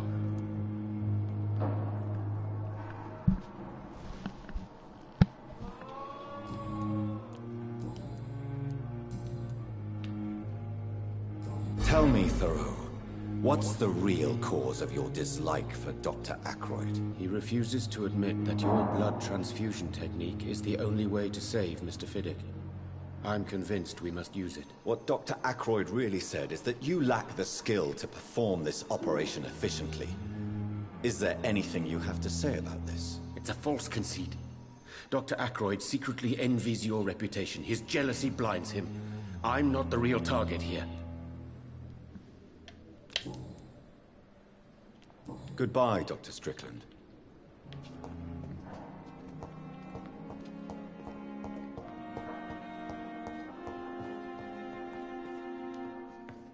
I'm quite busy right now, Dr. Reed.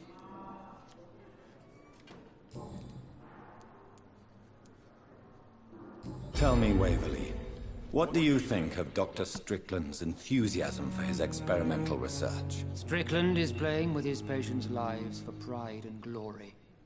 Now that, sir, is unethical. Are you thinking about something in particular? Harvey Fiddick needs delicate surgery. I believe we should stick to the usual procedure, but my young colleague obviously disagrees.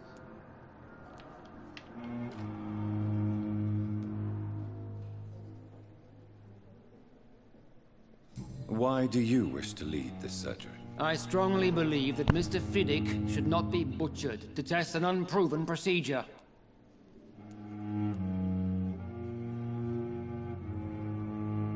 If you are going to lead this surgery, I'm trusting you to assume the consequences of your actions, whatever the result. I'm not the kind of man who runs away from his responsibilities, Dr. Reed. There is no need for you to be looking over my shoulder.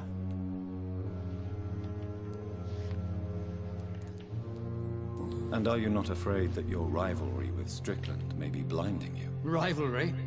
I guess you could call it that. But I will never be childish enough to let my personal feelings affect my judgment.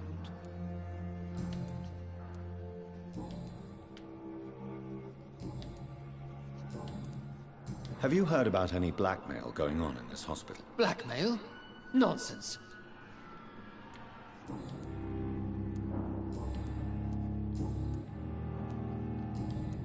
Thank you for your time. We'll talk later. Dr. Reed, may I help you?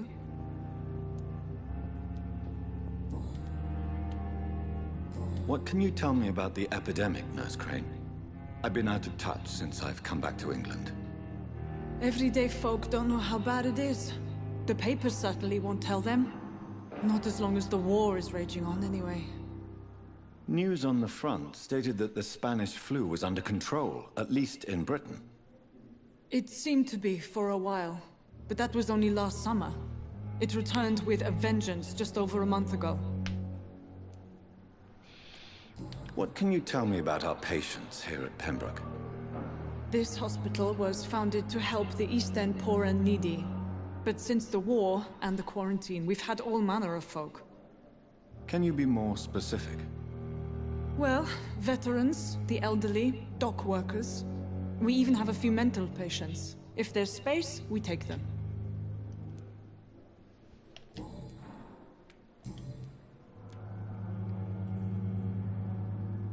For how long have you been working here, Nurse Crane? I first volunteered at the Pembroke in 1911, a few months after Dr. Swansea was appointed. And before you arrived here? If you must know, this was my first job. Well, Dr. Swansea certainly has confidence in your abilities. Are you in charge of the nursing staff? Not in an official capacity, but the Pembroke doesn't always work above board, so to speak. What about medical protocols?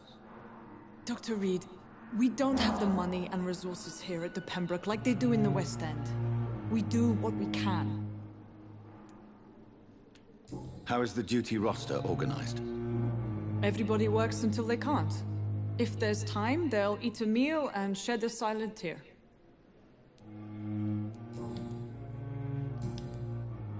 I'll see you later, Nurse Crane. How long must I wait, damn it? Blaming me will not further your agenda, sir. How long's it going to take to fix me properly? A month? A year. You have the right to disapprove of our methods, and you will kindly apologize when you're feeling better.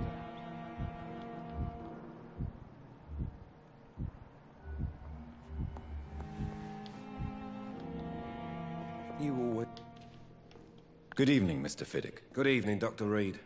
Any news about my operation? Have you heard talk of any blackmail here at the hospital? No.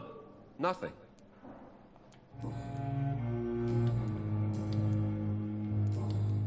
Goodbye for now, Mr. Fiddick. I'll see you later.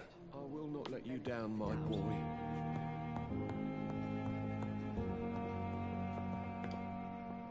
Good evening, Mr. Goswick. How are you? I'm okay.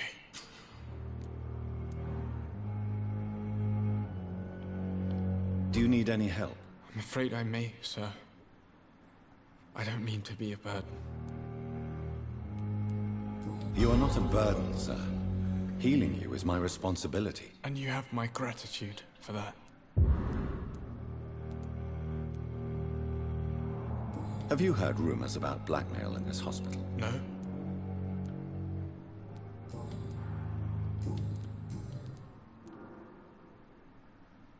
How painful is your throat, Mr. Goswick? So painful I'd rather not talk at all, Doctor.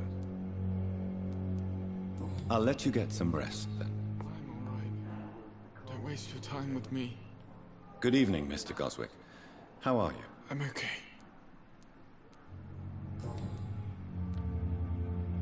How painful is your throat, Mr. Goswick? So painful I'd rather not talk.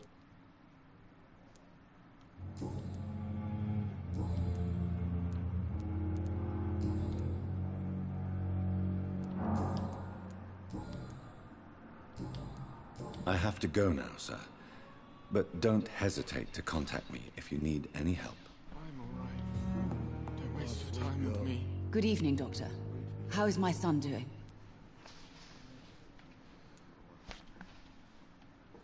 Have you heard rumors of blackmail going on in this hospital? Dr. Reed, are you trying to take advantage of me?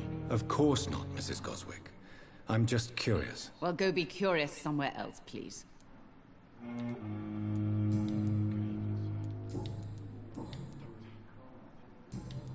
Goodbye, Mrs. Goswick.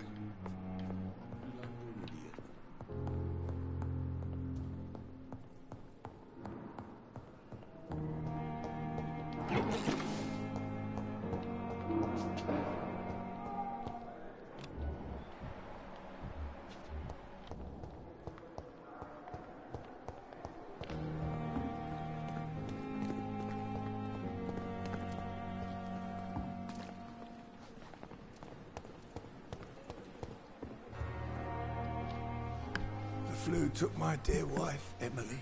I take comfort knowing we'll soon be together again. Mr. Rainfield, that's no way to talk. You're in good hands here, and we'll be up again soon enough.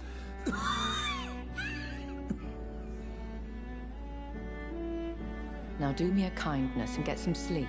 I'll be back round later. Your words are kind, the blessings of an angel. You're the sweet, sweet Lady of Mercy.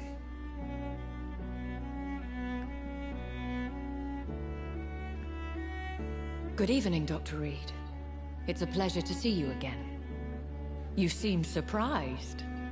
Dr. Swansea has brought me up to speed concerning your recent appointment to Pembroke Hospital. You're a vamp... The lady who saved me that night, before vanishing into thin air. I remember you from the pub with Dr. Swansea. Indeed. Allow me to introduce myself formally this time. My name is Lady Ashbury. I remember you well, in spite of the brevity of our encounter.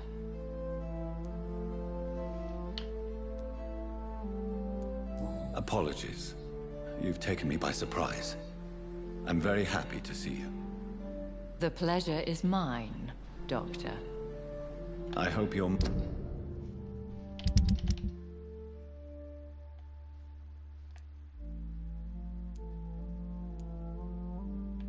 more disposed to answer my questions now.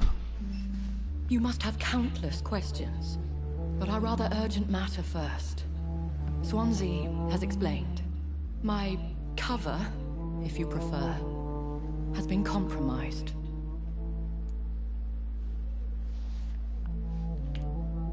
Pardon my boldness, Your Ladyship, but I have questions concerning this condition we share. As a newborn, your hunger for answers is rivaled only by your thirst for blood. But the questions need wait. I'm a scientist. My trade is in the deciphering of mysteries, and I need information to feed my mind.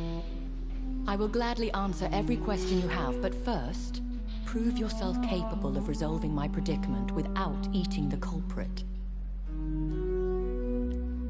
Dr. Swansea has commissioned me to be your agent in this matter. You could start by explaining what's amiss. These past insufferable weeks, I've been the victim of extortion. I've made a first payment, but the blackmailer grows greedy. I must refuse his most recent demands. What are your expectations? Please be precise.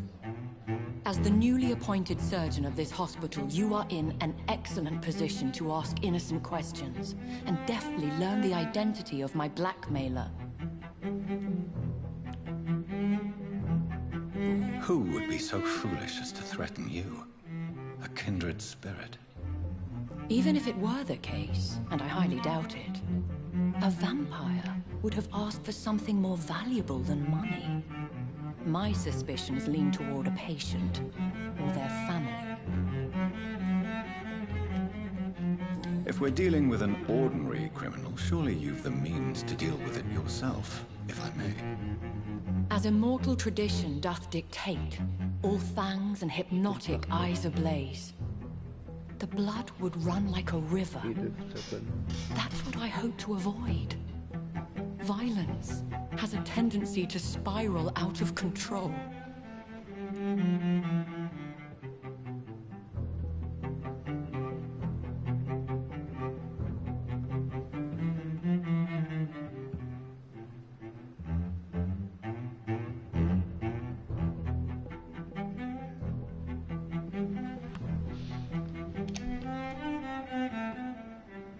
Please continue.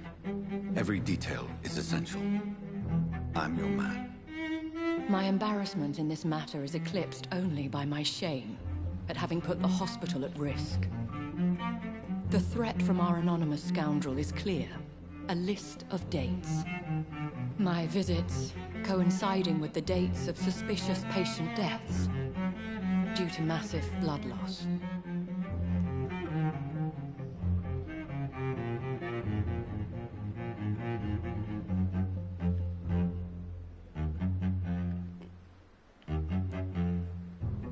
I'll take care of it. Do you know where I should start? If that was the case, I'd settle the matter myself. You could talk to our local gossip, Harriet Jones. Not a pin drops here without her hearing about it. I'll meet that woman now. My life, as others know, is in your hands, Dr. Reed. I'm sure of your discretion, but I do fear your powers of persuasion will be put to the test. When this is resolved, I'll be your obligé. I'll answer all questions in regards of your condition.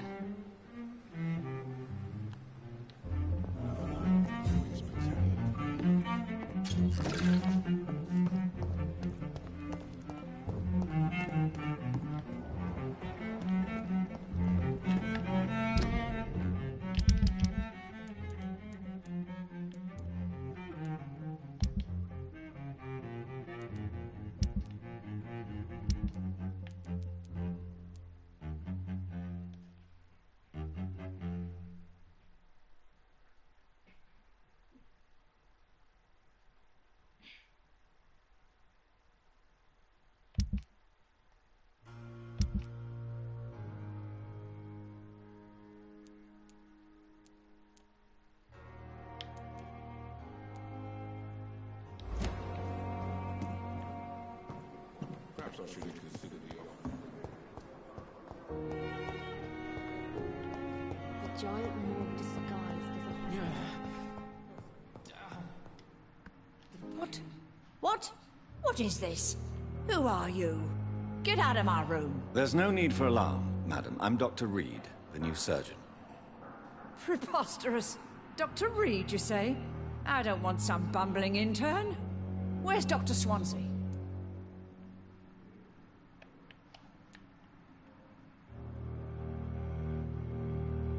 Please, calm down, madam. I assure you that I am highly qualified. I'm just back from war duty. How brave. Threatening an old defenseless woman. You know how long I've been a patient here? You've picked the wrong fight. I'm Harriet Jones. Harriet Jones? Indeed. I've been meaning to have a chat with you. You know what goes on here better than any other patient, I gather. Oh, better than any patient, nurse or doctor. I've seen so many vile undertakings. I heard there have been some despicable goings-on. Was there a case of blackmail? Blackmail? Wait. You're investigating something. This isn't a social call. One of those incompetent cunts slit a poor sod's vein.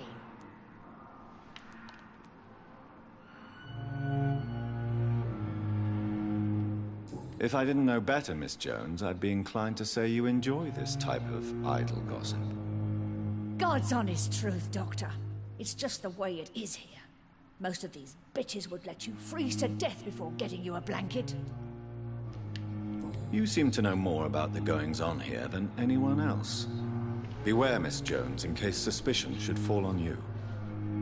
That's it. Blame the old and infirm. I see those little bitches' greedy little eyes. Just waiting for me to pop off, they are. I assure you, madam, this is not an investigation into a possible medical error. Debauchery, then? Nurses Crane, Hawkins, Brannigans, whores, all of them. They can't keep their legs shut. I've seen them scratching slutty sores. Really? Well, if you have irrefutable proof, I'll not have the staff behaving in such a manner here. This is your business, Doctor, not mine. But I swear one of the nurses is cavorting with some man on hospital hours. Thank you for your time, Miss Jones. You've given me something to go on. See you on the next round. Miss Jones, greetings. Now, I need to ask you a few simple questions. Well, if you really must.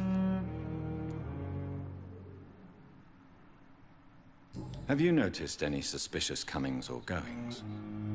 It would be a great deal easier to make a list of things unsuspicious in this house of charlatans. Come now, Miss Jones. Surely it's not that bad. Have you no eyes? This hospital accepts all manner of souls, regardless of origin. The proper sick cannot heal. We're kept sickened by the refugees. Everyone here is very capable. I have not seen any instances of unprofessionalism. Thieves and murderers, the lot. People have gone missing here, you know. Poof, without a trace. If you could just tell me why you were admitted. It's terrible, Doctor. What with a pain in my chest, coughing up blood, and I get awfully tired. Wouldn't be so bad if I hadn't lost my house and all. I see. No one comes to visit, you know. Not even my own flesh and blood. I'll come and visit you shortly. Good night, Miss Jones.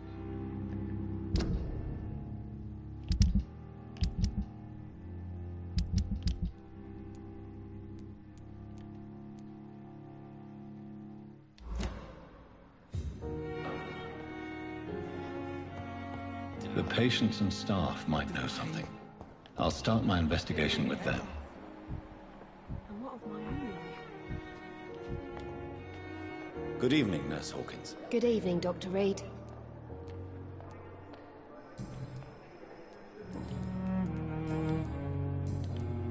What can you tell me about the strange man visiting one of the nurses during her shift? Let me guess.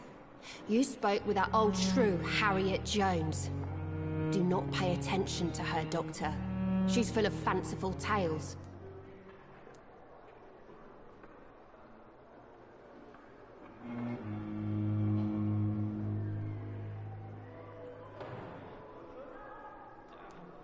She could have been telling the truth about the mysterious man. That old witch will end up in hell soon enough.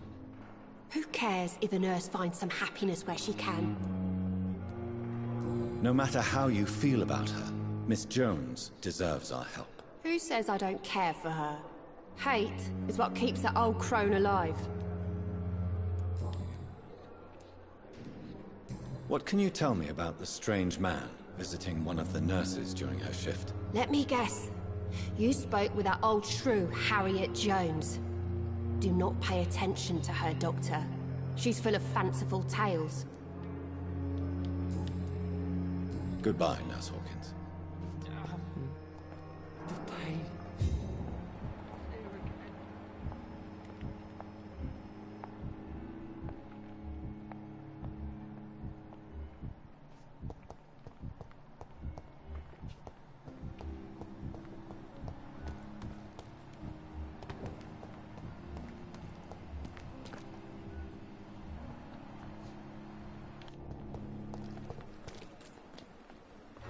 Good evening, Nurse Brannigan. Good evening, Doctor.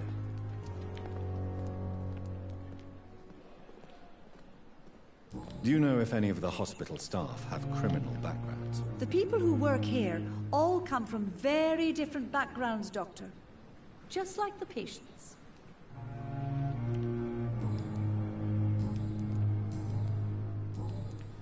Have you seen a strange man visiting any of the nurses here? I've never heard of such a thing, Doctor. Goodbye, nurse. Call me if you need assistance. It gives me courage.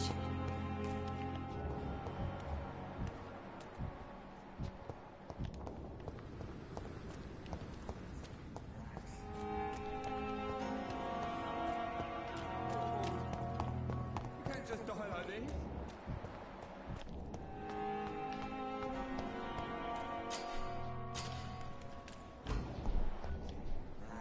Please, sir. I need help bad. What's going on? I'm Blight, sir. Newton Blight. I've lost my mate. Can't find him anywhere. I'm Dr. Jonathan Reed from the Pembroke Hospital. Please, calm down and give me more details. Oswald and myself were both infantry, sir. We were en route for the hospital, but... well, we had a disagreement. And Oswald ran off towards the canal. How long have you been searching for him? I can't go there. Too many rats by the water. Fucking rats. Can't stand them since the war, sir. Can't stand them at all. Don't be ashamed, Mr. Blight. Many soldiers who survived the trenches suffer from musophobia. I'll see what I can do for your friend. What can you tell me about yourself? I'm Oswald's best friend. We served in the same regiment, sir. We've taken care of each other since we came back from the front. What can you tell me about your friend? His name is Oswald Thatcher. We survived the war together. Oswald is... nervous and quite fragile since we came back from the war. This is a dangerous part of town. What are you doing here? We were looking for the Pembroke Hospital. We both need help. Treatment, I mean. To get some sleep. Just need to feel better, sir. Do you need medical attention, sir? No thanks, sir. Unless you're able to get rid of every rat in London. Where was your friend the last time you saw him? He went down by the canal. He didn't want to go to the hospital. I think he went to the sewers on purpose. So I couldn't go after him. I have all the information I need for now.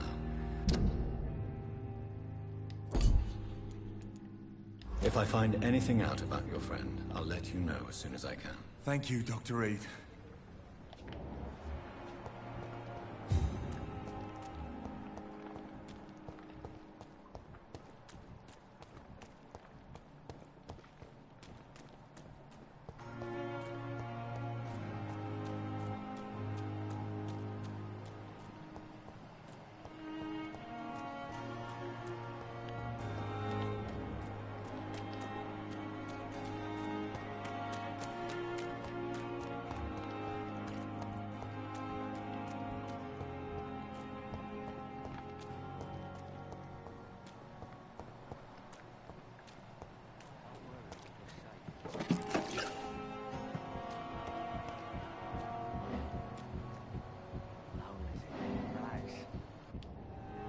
You're sure you don't come back with me? Nah, I have to see someone at the hospital. Be careful. You look so bad they may keep you as a patient. Fuck 'em. I don't like hospitals. Or doctors. Well then, when you go back to Whitechapel, you may find this useful. What is it? A pass for a free medical exam by the best nurse available. Just read it. I don't read well, but thank you, I guess.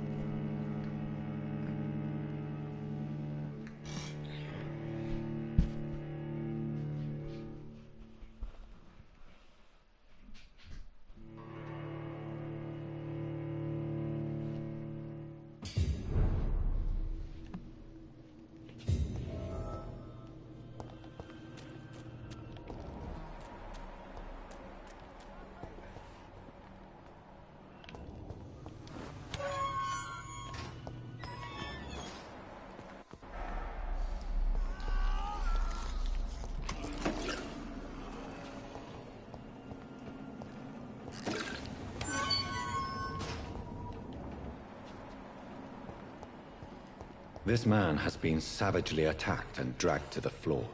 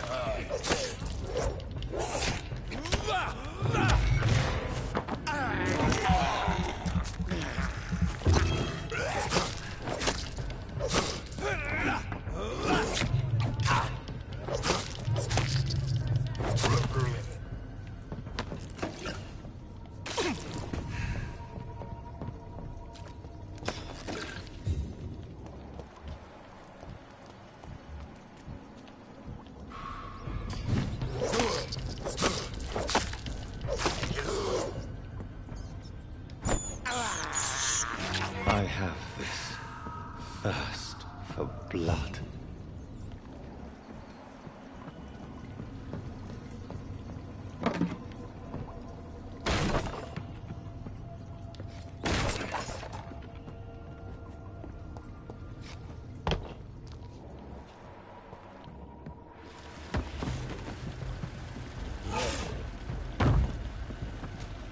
What sort of creature is this?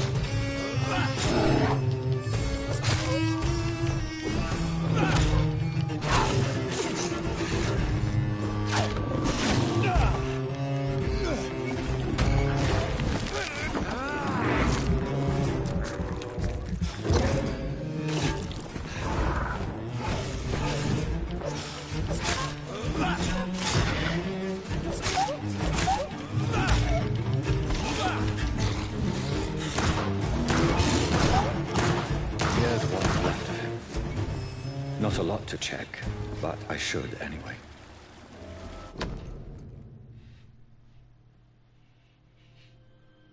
Some voucher for a free checkup in Whitechapel. What is Nurse Crane up to? I really must find her.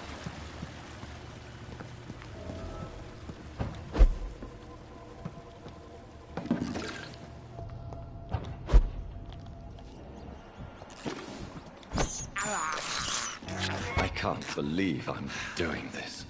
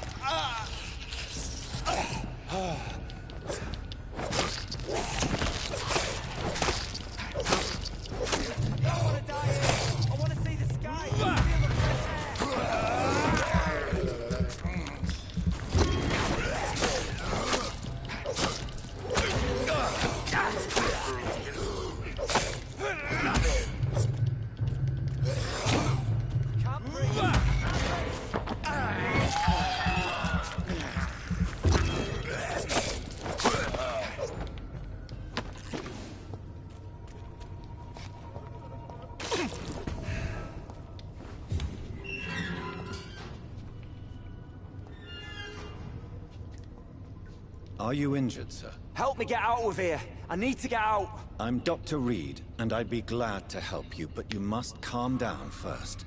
Please, take a deep breath and tell me your name. Okay. I'm Oswald Thatcher. Please, I need to get out.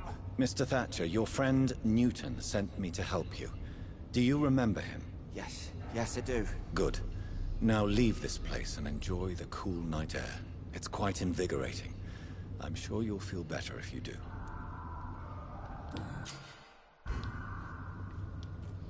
Are you sure you're all right, sir? Yes, I'll be... as soon as I can see the sky again.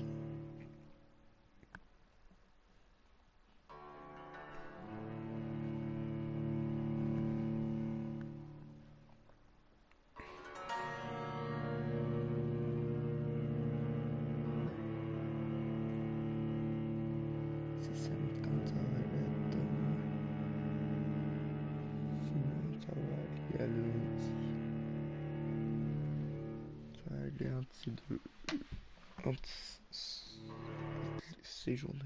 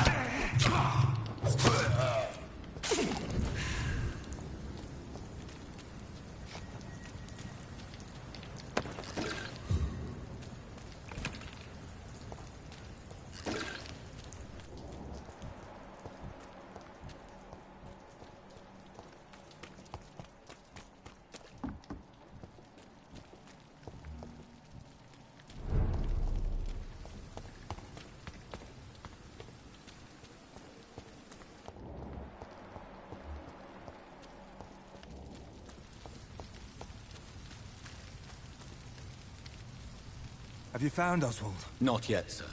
I need more information first. All right. What do you want to know? I have all the information I need for now. If I find anything out about your friend, I'll let you know as soon as I can. Thank you, Dr. Reed.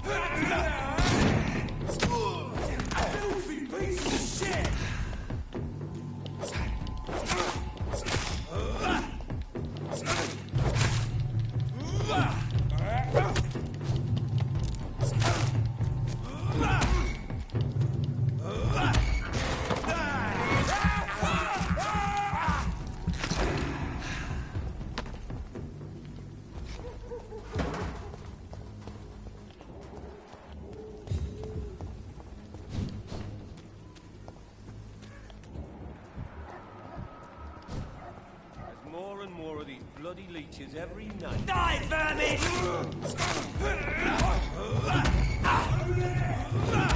Open it! This one of them vermin!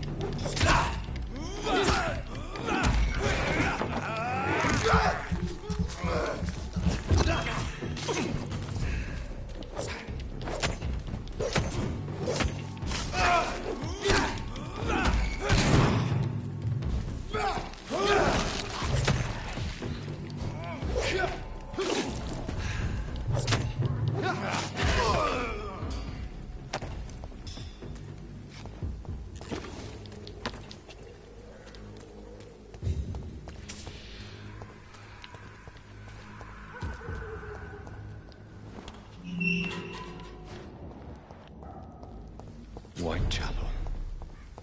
This neighborhood is linked somehow to the kind Lady Ashbury's blackmail. First, let's find this Petrescu fellow.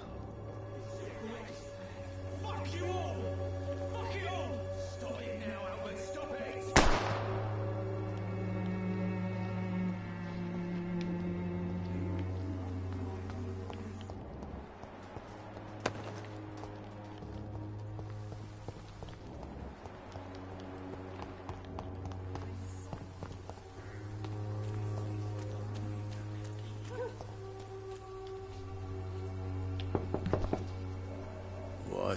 What do you want? Leave me alone. Good evening, sir. I'm Dr. Reed. I'm looking for Nurse Dorothy Crane. There is no Dorothy Crane here. Now goodbye. I'm afraid this medical leaflet says the opposite, sir. Really? Well, I'm afraid I'm going to close this door right now. Go bother someone else, Mr. Doctor. To enter that house, I must discover who this man really is.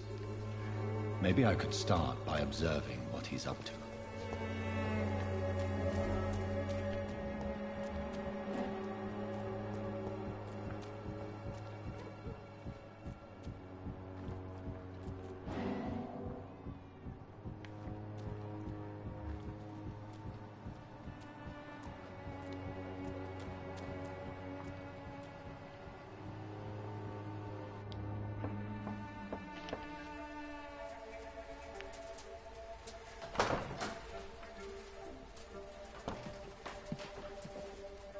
A strange man was at the door with a pass for our medical facility. I refused him entry. Darius, how could you know he didn't need our help? His clothes were too finely tailored to be from Whitechapel. Perhaps just a friend of that stray poet who is always about. Richard Nithercott? No, not of the same cloth, this man. I suspect some machination from that journalist. Clayton Darby. Is he still asking questions? Yes. I saw him drifting around St. Mary's Church. I swear he is tracking me just downwind.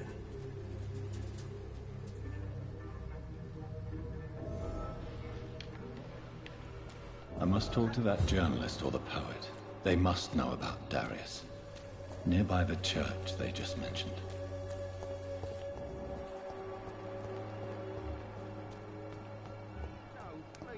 Don't have your money. Come on, Barrett, you pay for peace of mind. Protection against malevolence and trickery.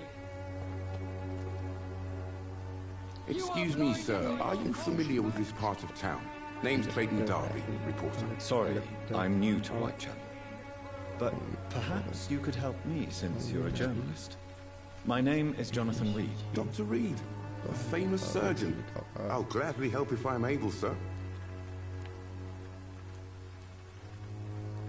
I heard you're investigating an underground medical dispensary in Whitechapel. What do you know about it? Not much, I'm afraid. They are wary of strangers, and I'm not really an acquaintance of theirs. Why do you care?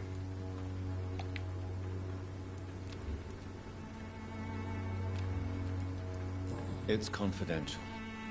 Speaking as a doctor, I'm sure you understand.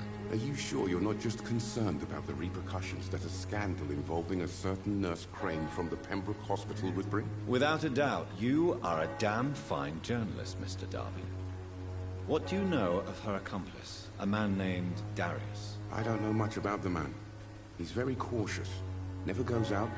Doesn't seem to have any friends or family. He never goes out? No. A few days ago, he unexpectedly did. I followed him, but it was just a ruse to keep me away from his house. Really? How do you know? He went to the nearest mailbox, but just before posting his letter, he ripped it up and threw it away. Goodbye, Mr. Darby. Farewell. Good evening, Doctor. Can I help you? I still have questions about... I don't know... He has no relatives at all? No. Except for that strange man, a poet named Richard Nethercott, who sometimes comes by. Darius would never let him in. Where can I find this Mr. Nethercott? He spends most of his time lurking around Whitechapel, talking to himself or declaring verses. These days, you can usually find him behind the church. Goodbye, Mr. Darby. Farewell. Would you like me to revive you?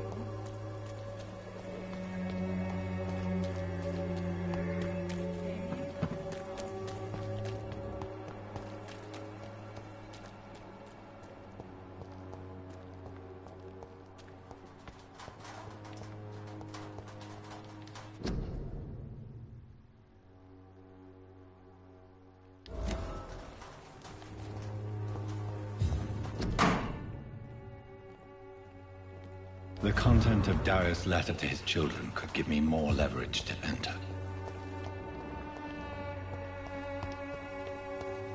I cannot enter.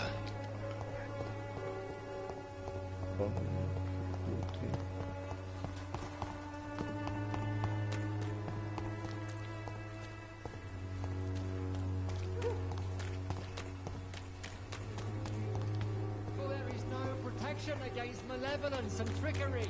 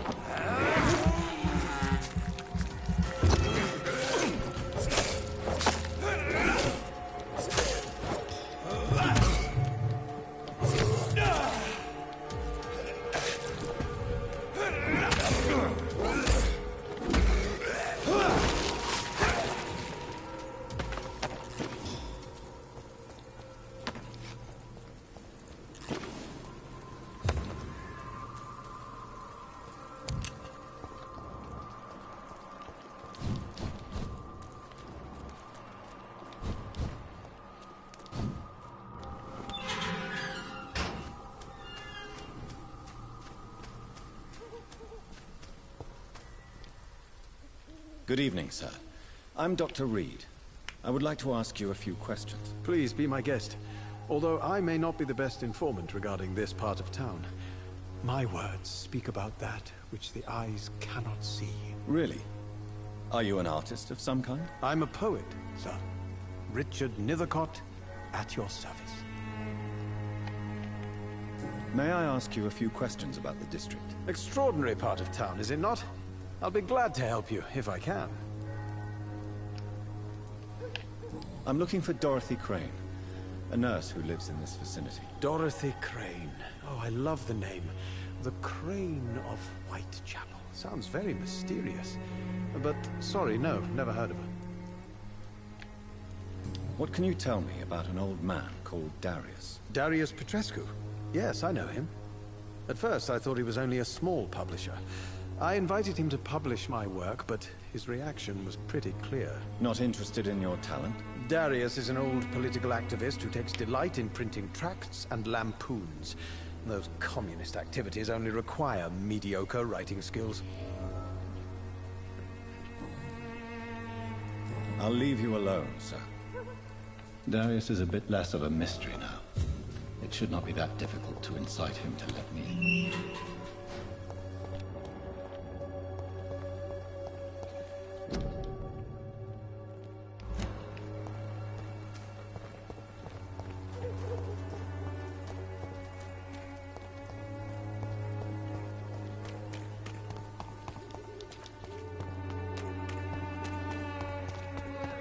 Protection against malevolence and trickery.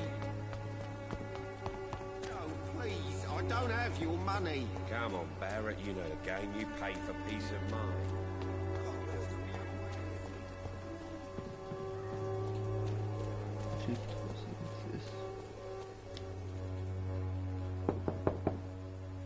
Mr. Petrescu, just 1 minute, please. You again? Go away.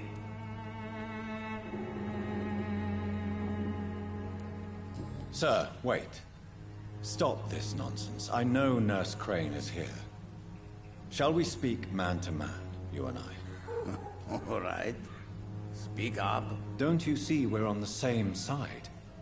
We fight to help the poor, sick, and abandoned. I'm nothing like you, Mr. Doctor. Yes, you are. You too believe in providing medical care without charge. You know what we have to sacrifice to make the world a better place. I have to admit your words have conviction. All right, I'll let you see Dorothea. Don't make me regret this, though.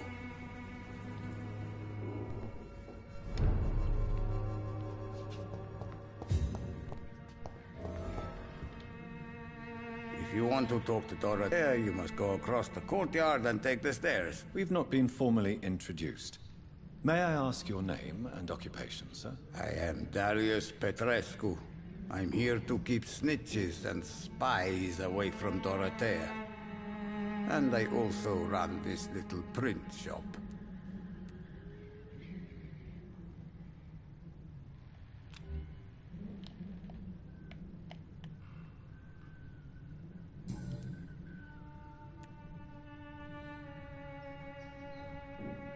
So Dorothy's real name is not Crane? Like myself and many people in this area. Dorothea is from occupied Romania. That's all you need to know. She seems important to the community. More than you can imagine. The West End does not want to hear of Whitechapel's misery. Dorothea is one of the few doing something about it.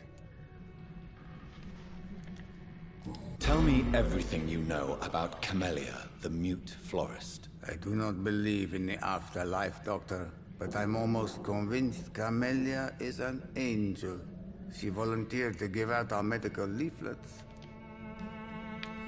Are you not worried for her safety? She is as brave as she is tough, and clever, too. If only I had met her when I was younger. Are you in love with Camellia, Mr. Petrescu? Don't be stupid. If I had met her when I was younger, we could have won our revolution. Who is she, really? Do you know where she's from? She's not from around here, that's all we know. Camellia is not even her name. It's her favorite flower. You say she has no close family? Well, there's that awful poet who constantly follows her around like a lost puppy. A good man for sure, but a very poor writer.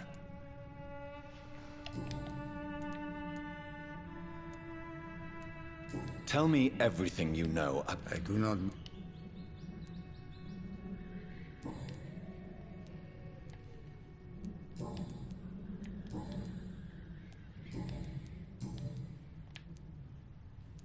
Do you have any family left, Mr. Petrescu? Children or grandchildren? Who knows?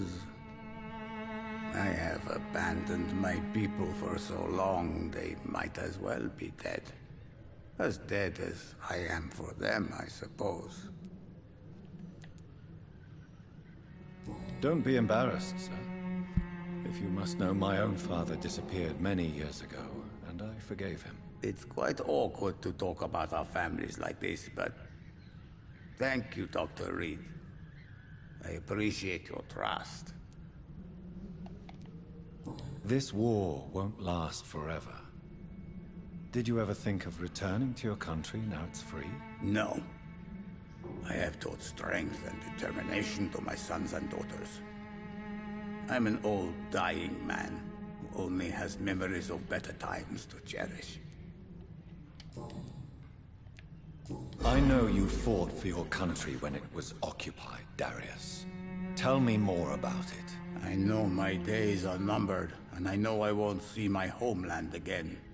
But I fought for Romania all my life, and I will until my last breath. But Romania escaped the grasp of the Austro-Hungarian Empire. It's a free country again. But it's not the country I fought for. My homeland is not appeased, Doctor. And I still see a dark future ahead for my people. How did you meet Nurse Crane, Darius? Why does she trust you? I'm her oldest friend in England. Dorothea and I share many ideas about this country and about the country we left. You mean occupied Romania, don't you? Even if not directly, I fought against your enemies. Really? Then perhaps you have more in common with Dorothea than meets the eye, Dr. Reed.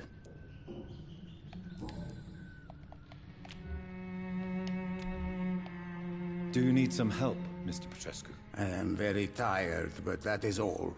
I don't need you, Doctor.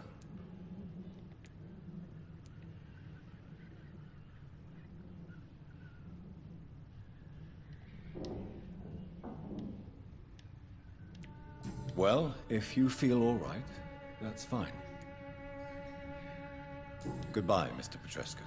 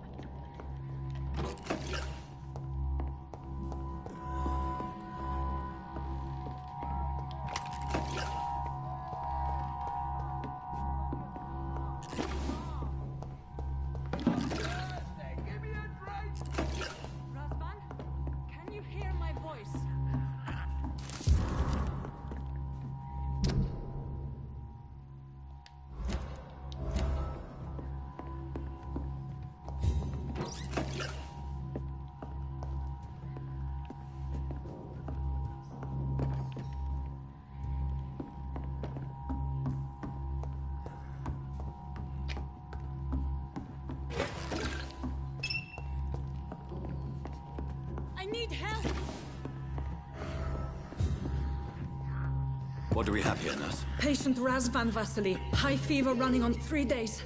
Complaints of dizziness, muscle aches, and head pain. Diagnosed with influenza. Treatment? Aspirin and salicin for the fever and discomfort. Liquids for dehydration, but he's having trouble keeping even water down.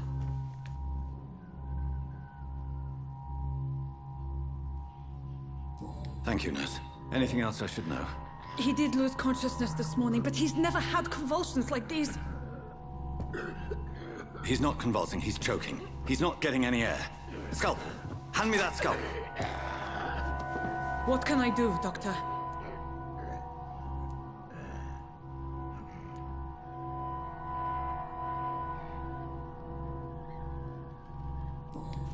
It's too dangerous to operate with these convulsions. Sedative, nurse. Do we have any anesthetics? I'm sorry, Doctor. None at all.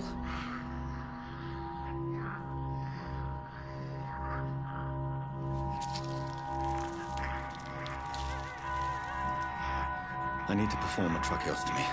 Short pipe. That rubber tube will do. We're going to cut a passage for air through the neck. Yes, Doctor. He's breathing again, but he's coughing up blood. Internal hemorrhaging. I need to make another incision into the chest cavity to drain the fluids from the lung. Prepare another tube. A thoracostomy? Doctor, we've nothing to fight the infection. We need an aseptic environment. Right then, Nurse Crane. What do you suggest we do? I've no idea. I'm not the doctor. Time is of the essence. We need to perform a thoracic drain.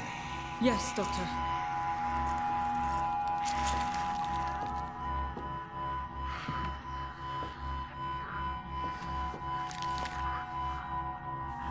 He's still bleeding, Doctor.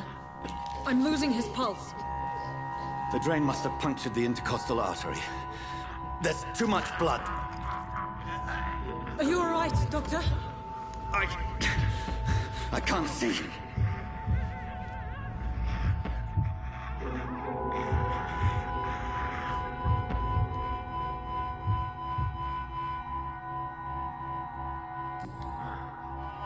I must first suture the artery. Find the wound.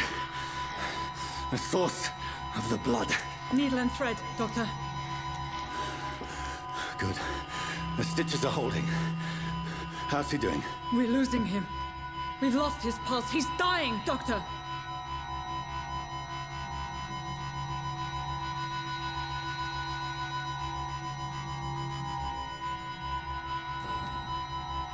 Cardiac massage, now. Cardiac... What? Are you making this up as you go along?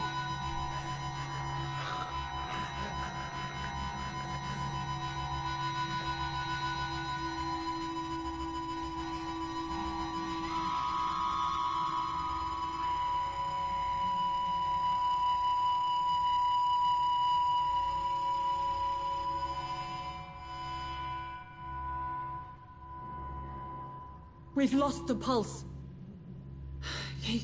He's gone, Doctor. Nurse, we did everything we could. Truly? Everything you could? Is that how you'll report this in your log? Is this how the war went? Piling up one poor corpse beside the next? This was not an influenza-induced seizure. I've never seen symptoms like these on the continent. Neither have I. But the previous symptoms leading up to this attack were the same, indistinguishable from the epidemic. No. There was something more vile in these reactions. Something primitive. There have been numerous reports of mental breakdowns caused by the fever that accompanies the flu itself, Doctor. Yes, but... I'd best take some samples of the blood for analysis.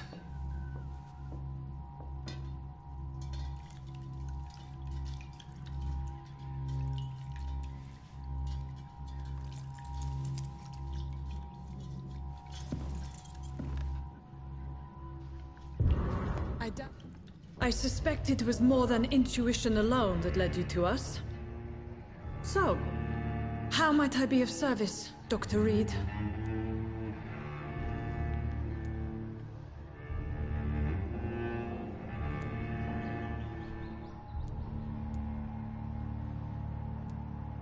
The risks you've taken for your friends in Whitechapel are criminal, and you can pay dearly for them.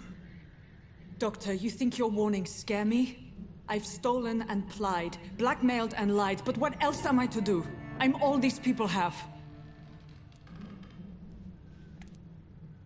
But why Lady Ashbury? Why her, of all people? She's pristine and proper, all right. But that she-wolf in sheep's clothing murders the poor for sport.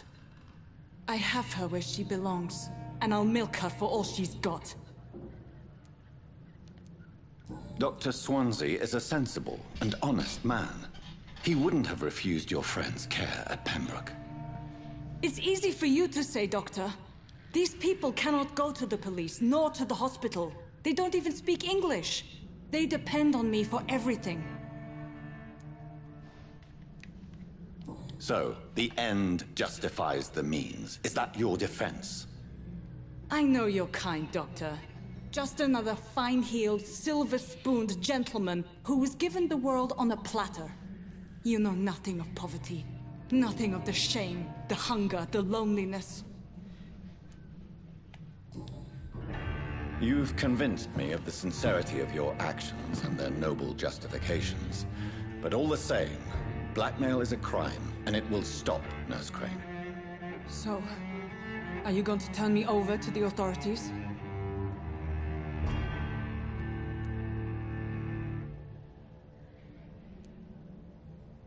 Nurse Crane, there is no question that the work you've done here is extraordinary, but this dispensary is incapable of coping with the outbreak. It's only a question of days before the situation at hand will overwhelm us. I cannot allow it. It's my duty to put an end to this immediately.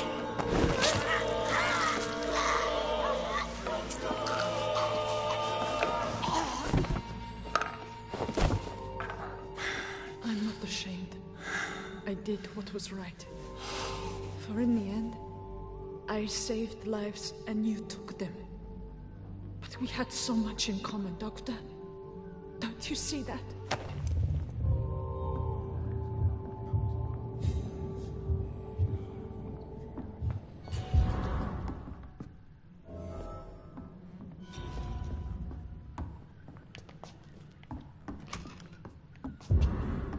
It's locked.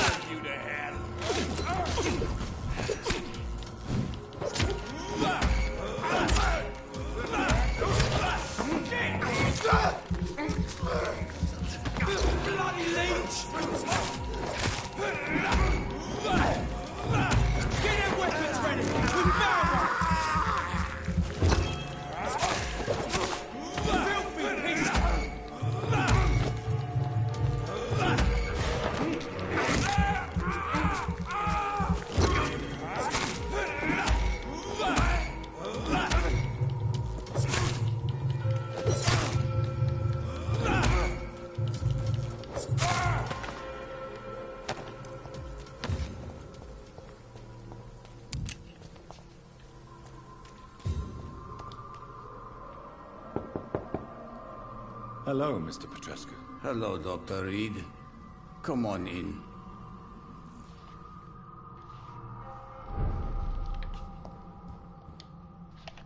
Yes?